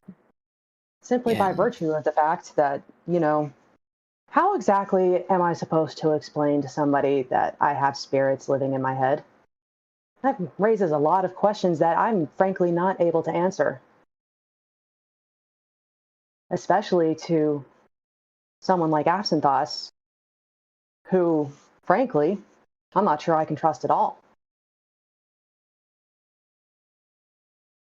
What will he do with this information now that he has it? He kind of cocks his owl head to the side a little bit. Is that not why you reached out to me? To try to find common ground, to figure out and find reason. Is that not the same as what friends, comrades should do? Why Of do course. you... So why do you hide yourself from these that you've fought alongside? That you've gone so far as to protect, heal, and fight along, and yet distrust them with my very presence? Am I a bother to You have been no bother to me. You have been more of a help to me than I can possibly express. You have brought me a sense of peace that I haven't thought possible in a very long time. But the residents of this plane, I can't speak for everyone, of course. You know, or you probably know, I did not grow up among my people. I've always felt the need to hide what I'm capable of purely out of self-preservation. I can't imagine that there are many people like me that are capable of holding spirits in my mind the way that I do with you. I have to imagine that some people would find that a little off-putting. perhaps? I just have always felt the need to be careful. Only know the world as you've seen it, from the fragments of memories of when I was once part of the weave. But you've shown me this world is unique. There are individuals, there are also those vying for companionship, for unity. The world I was once part of, there was no I. It was only the weave of magic. I intend to bring you home. I only wanted to make my voice heard, join your world and your... I can manage. And it looks down at his form. I can manage something like this. Me. What fate had told would be a part of an arcane weave for eternity is now a... What did you call this? The form? Yeah. An owl? Yes. If I can be an owl, I, not we, but I, and surely don't need to hide. We can find our way in this world. Find others who are also I, but want to be together as a we for the adventures ahead.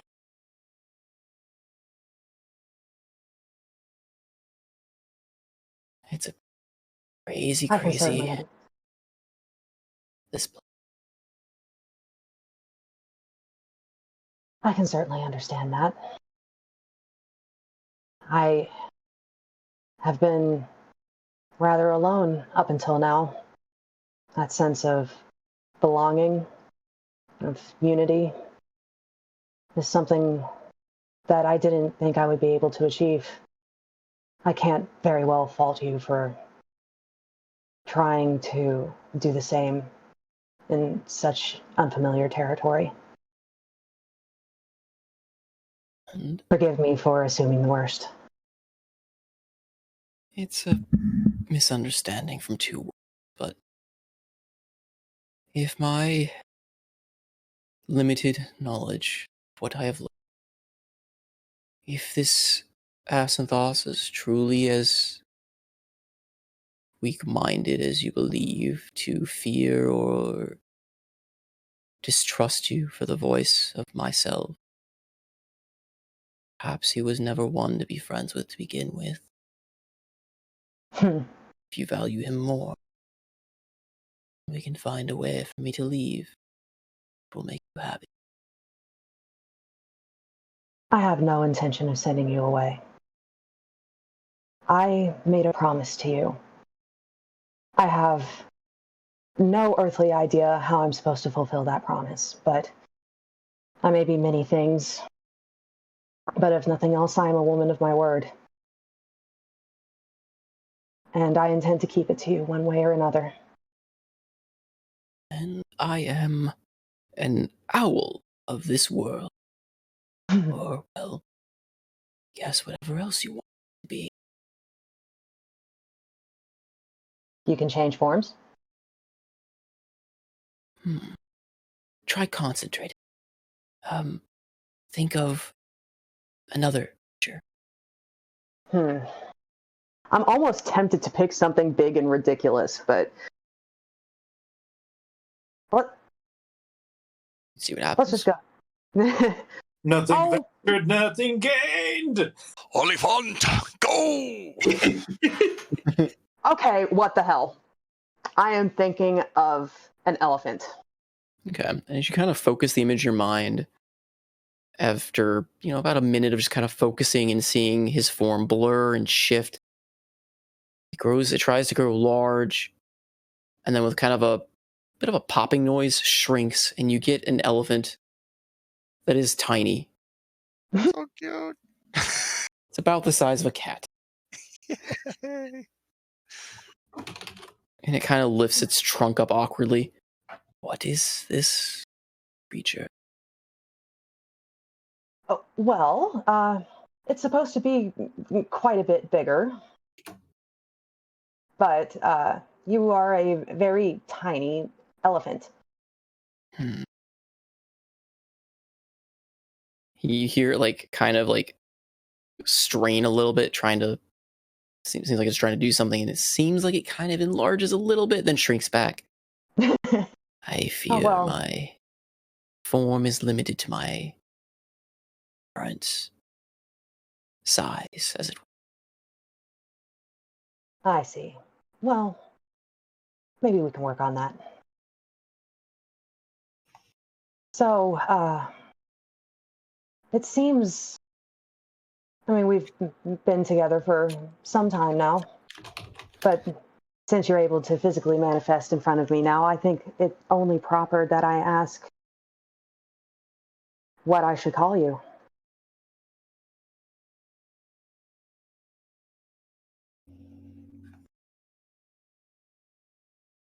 He seems genuinely unsure of how to answer. He kind of looks at you a bit. I never had a name. Well, part of the weave, we were one. Well, if you truly wish to be of this world, friends have to be able to refer to each other. We all have names.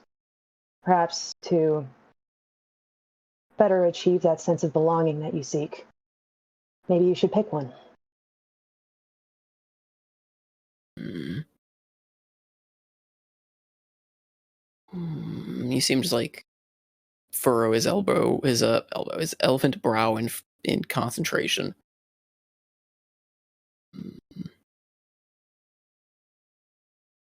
What makes a good name in this?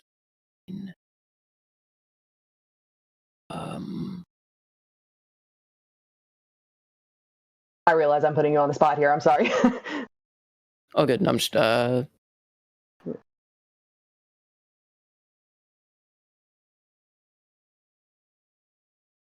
much.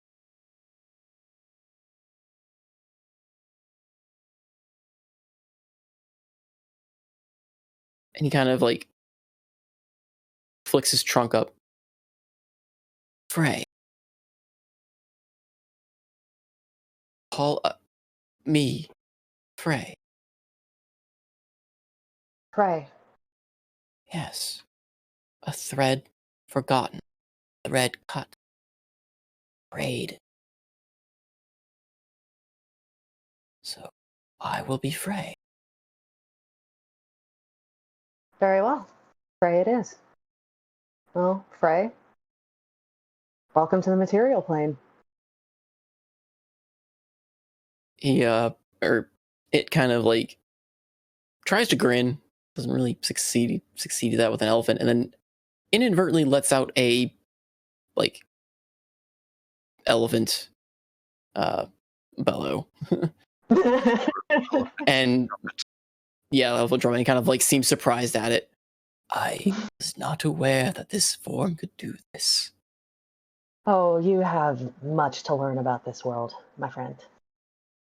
I look forward to learning, Morani.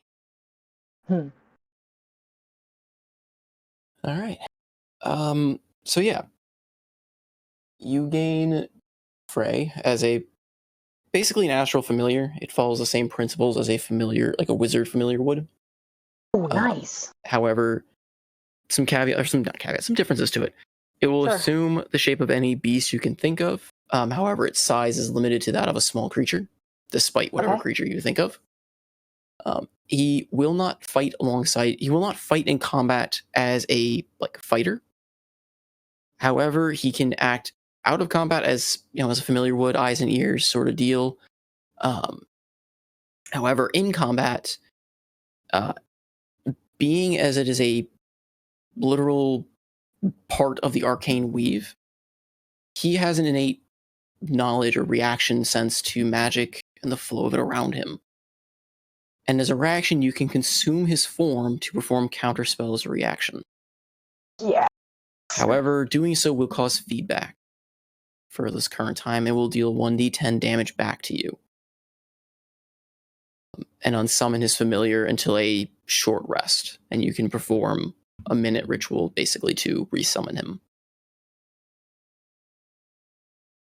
On top of that, you still get access to your Visage of Horrors and Dreams. However, the ability use has been up to 3 times per long rest. Nice. So. Okay. That is awesome. Thank you. Yep. So you get that. Okay. I'm excited for this. Wow. Thamor, as you are stirred from your slumber and you get up kind of groggy, and Andros is probably walking off to go get Morani, you step out of bed and fall. Like you don't even fully comprehend, but you seem to get up and just step out into the boat and just fall through darkness. And you fall for what seems like hours. Just this black void around you.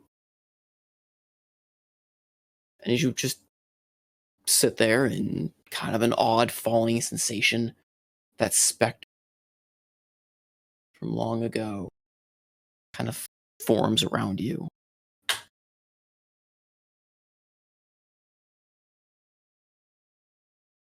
We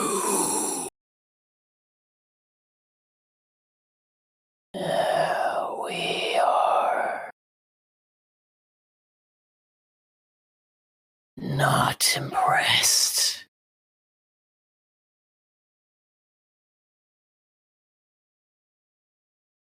Not impressed.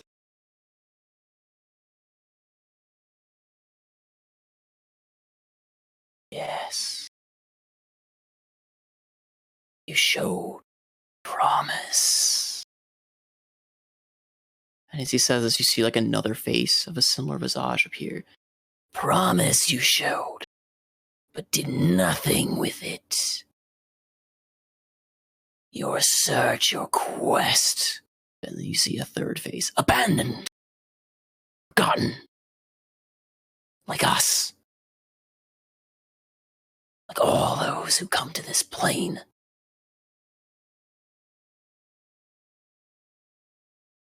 What is this plane? And you see like the darkness swirl up around you.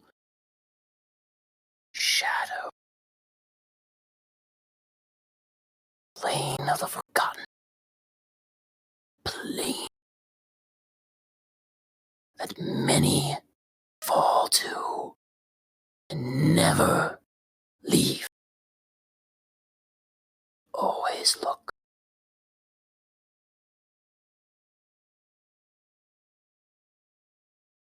We had hoped. As the tags are almost like talking, almost like partially breaking each other's sentences and interject, like taking in turn. We had hoped you break that cycle. Find the lost one. Instead, you squandered.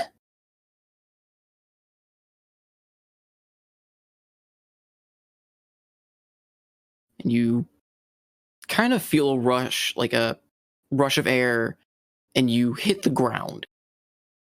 But not hard enough to hurt you, but hard enough to leave a bruise, perhaps. And you're standing again in this grayed out landscape, barren and devoid around you as shadowy figures seem to move out of the corners of your visions before fading away. And these four apparitions, faceless and cloaked, linger and surround you. What it is you seek. I seek answers. Answers? Answers to where my people have gone, or who have done it. You don't seem very keen on your quest. They still seem lost. And we still linger. We offered a chance. We offered you a chance. And you threw it all away. Are you the real one? Or are you just a shadow too? I am a shadow of nothing. Are you?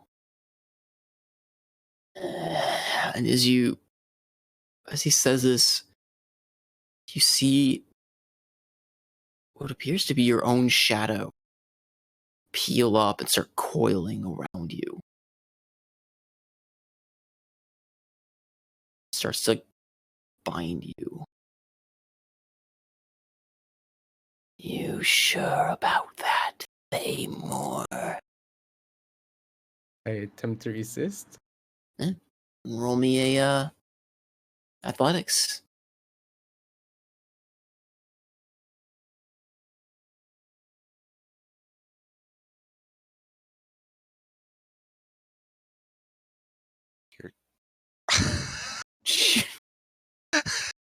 Who What needs the fuck? who needs any form of gifts or artifacts when you just have no codes rolls? It is an artifact unto itself. All right, so everyone, forget the artifacts I gave you all. What I'm just going to give you instead is all your rolls. Noko just rolls them.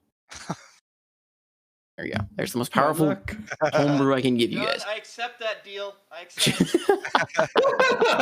That's that deal because his worlds are terrible in my campaign. Yeah, so you feel like this shadowy form, though, you know, even though it's a shadow and you can see through this darkness, it binds you tightly. But Thamor, the god, believing to be a god, Thamor, has no time for petty moral questions of darkness or shadows, and just lets out a roar and just breaks free. You just thrust your arms out, and this shadowy just seems to dissipate into a haze around you. And the forms kind of back up a bit, chittering amongst themselves. All of this strength, yet you still have no answers.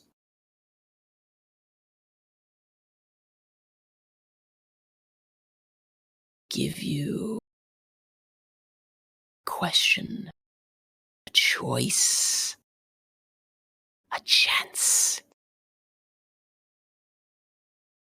Answers you seek. You in need, find them. Thamor. Duty undone. But will you prove to be stronger? And as they say this, you just feel that shadowy form, like that kind of thing around you, kind of reforms on you. But instead of grabbing you and binding you, you feel it just kind of merge and form. Like you feel this weight coalescing around you. And as you look down, you see that the shadow has formed a dark form of armor on you. This dark obsidian-esque armor inlaid with wispy trails of silver.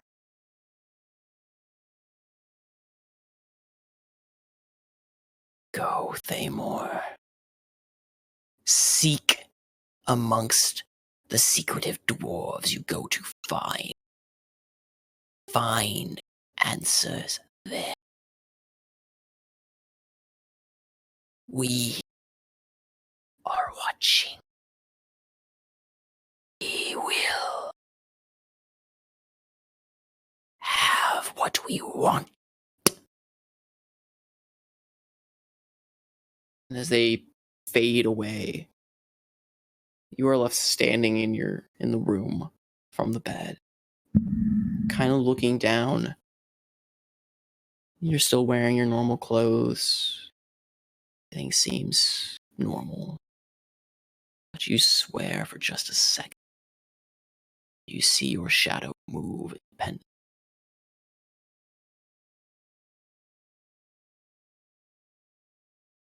Oh, yeah. Thamor. Ooh. You get the ability that I have dubbed basically the Armor of Shadow. Instead of your old abilities, you now, as a action, can call upon your own shadow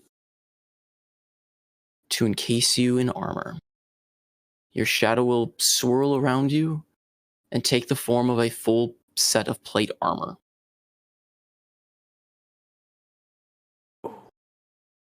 So while armored with shadow, you will cast no shadow. And it has resilience to like cold and necrotic damage.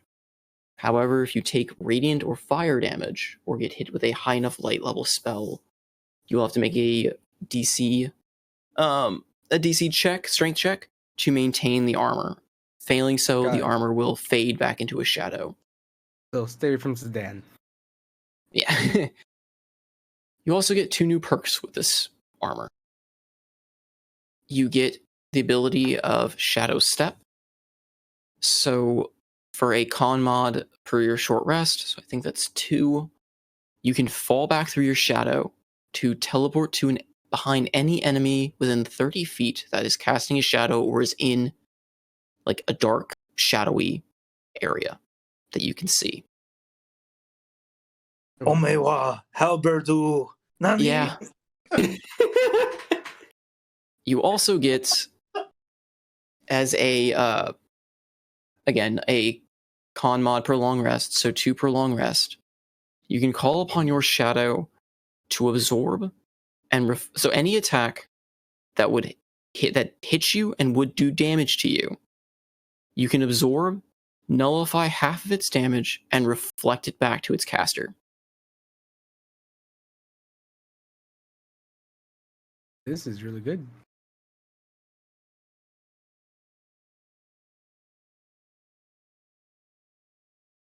So 2 times per long rest you can do that, and 2 times per long rest you can do the shadow step. Yeah, separate things or separate? Yeah. They are separate. So 2 uses of each. If you want names for them, because I like naming them because it can help me keep things. One was literally called Shadow Step, was the one to teleport. The other one was Shadow Nemesis. And you can name whatever you like, but that's just what came to mind for when I named everything. Is that only for spells, or is it any attack? Any attack. Okay, so any attack that hits and would do damage. Okay. So it cannot be used to redirect mind altering effects, or it can redirect the damage, but it will not redirect any mind altering type effects or any like status or things that would require like a wisdom or like those kind of saves. Sure. But he can redirect like a fireball, a lightning ball, a sword attack, anything like that. Okay. And the flavor of it, once we get to it, I guess, is that this shadow is basically going to retaliate in the same way. Cool. So, but armor that gives him resistance to cold and necrotic, and some teleport and reflect abilities. Yep, but he takes But when getting hit by radiant or fire or a high enough level light spell, he has to make that DC check, and it's going to be 10 plus the damage taken from it or the level of the light spell. As a strength check, failing so will cause the armor to dissipate back into a shadow, and it cannot be restored until he has a short rest.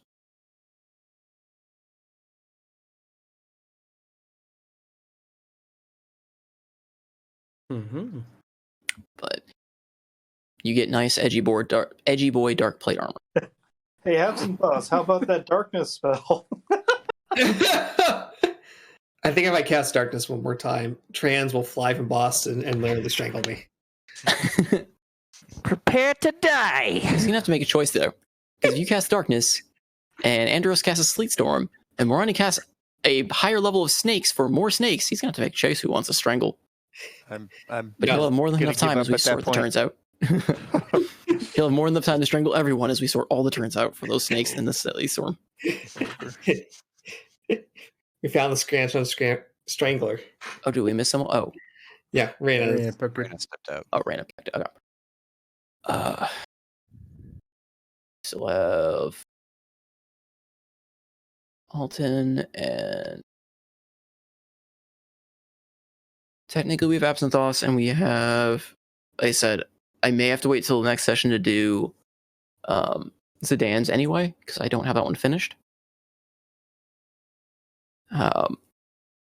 Alton, Absinthoss, and Zidane are the 3 left. Yeah. As I was saying, I'm not going to be able to finish everyone's tonight because I don't have Zidane's finished. Mm-hmm.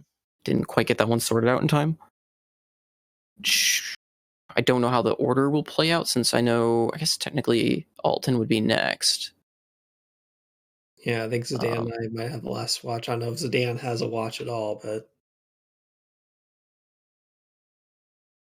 I think I had the talk with Absinthoss, and I don't. Yeah, I would retcon. My plan is I'm likely going to retcon it after you have that talk, is when you're going to have your event happen. Okay. I apologize. I didn't get your ability quite figured out how I want to do it. Well, do you have like the story part of it, or is it that? Not quite yet. Like it ties in. Yeah. A lot of these stem from the story. How I tie them in is how I've gotten some of the ideas for how the story and abilities work.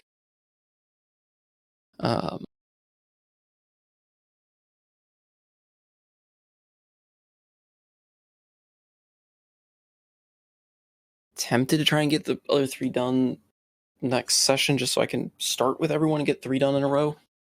Okay. I can tell if you want to just know for sake of knowing Alton and Absynthos' abilities, I can tell you guys what your new abilities will be, and we can RP them out later. Yeah, that'd be fun. Huh? Yeah, that'd be good. Okay, just so you aren't kept in suspense of what your abilities are, and we'll RP what the events were for it, because it's, like I said, it's kind of 1 a.m. So I want to make sure you guys have fun with it, and not me burning out speaking through it all. But the Absynthos, your ability that you're going to get, it's replacing your old Soul Harvest, and instead you're going to get the ability of calling upon the Void. The runes and voices you're hearing in your head are actually Void speak, and you can learn to basically talk to it or construct these words yourselves. These weird, like I said, they're not exactly words so much as feelings or conveyances. But you get 2 actions you can take as part of this. So as an action, you can read or try to translate these words floating about you, hearing the voice in your head, and you can make a 1 to 3 worded command to the Void. And it will attempt to reply as it sees fit. As in, it's going to attempt to cast something from the Wizard, Cleric, or a special slot of spells in response. You can do this as much as you like. However, you will take 1d6 damage for using it. That will stack cumulatively till your next short rest. Is there a limit on the spell level? It's up to the Void to decide, so it's a bit of RNG on what it will pull. Basically, it's how whatever you word it to be, the Void will respond with a spell.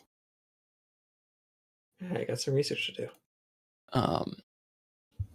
You're not going to get to choose what spell it's doing. I still got some research to do. Yep. The other effect that you get to pull upon, and of course I like to name things because it's fun like that. I call it From Nothing I Will Create My Own. You can spend 1 minute pronouncing, like trying to decipher a complicated series of these void language that you hear inside your head to try and shape its reality to your own will. So you can state the general intention or general like design or what you want to happen. And the Void will basically attempt to respond with basically a minor wish.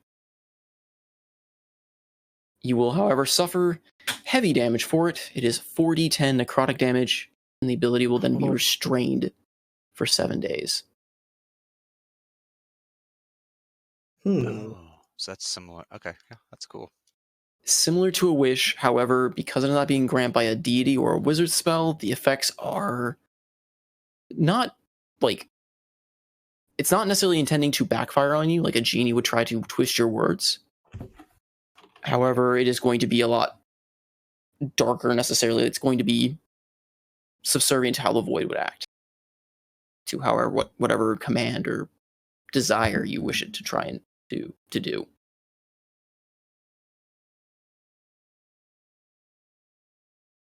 So,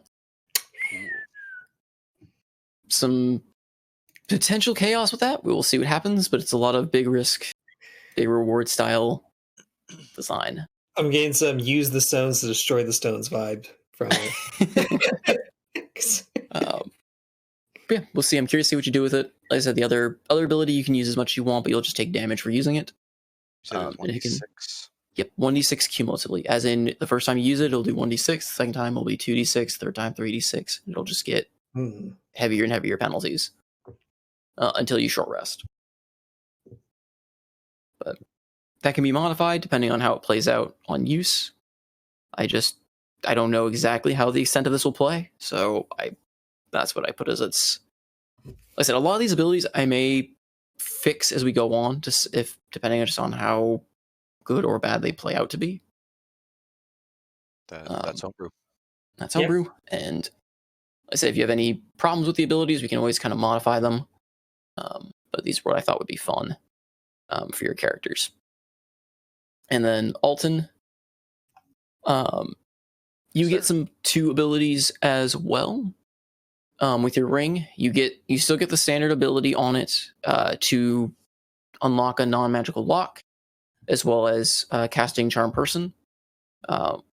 Again, this has now been up to 3 times for a long rest instead of once. The other ability you get is I just named it one of many faces amongst none. During a long rest, you can prepare your ring with a disguise. AKA, you basically get to prep it with Alter Self, but you get to choose the conditions prior during the long rest. Nice. As a free action, you can call upon the true nature of the Faceless to cast that prepped Altered Self on yourself. Cool. The uses is unlimited, but you can only adjust the form during the long rest. Oh, wow. So it's like alter ego at will. Yes. That's pretty cool. So you can do some pretty cool stuff. However, again, the limitation is you have to pick the form during the long rest. During the long rest, you have to conceive of it. And, like, is that full equipment absorption and all that kind of crap? Oh, my God, that's awesome. So, can you become a different gender? Yes. Sure. With the Alter Self. Alter Self is a really... Become really a different cool species. Yep. It is not concentration-based because it is stemming from the ring.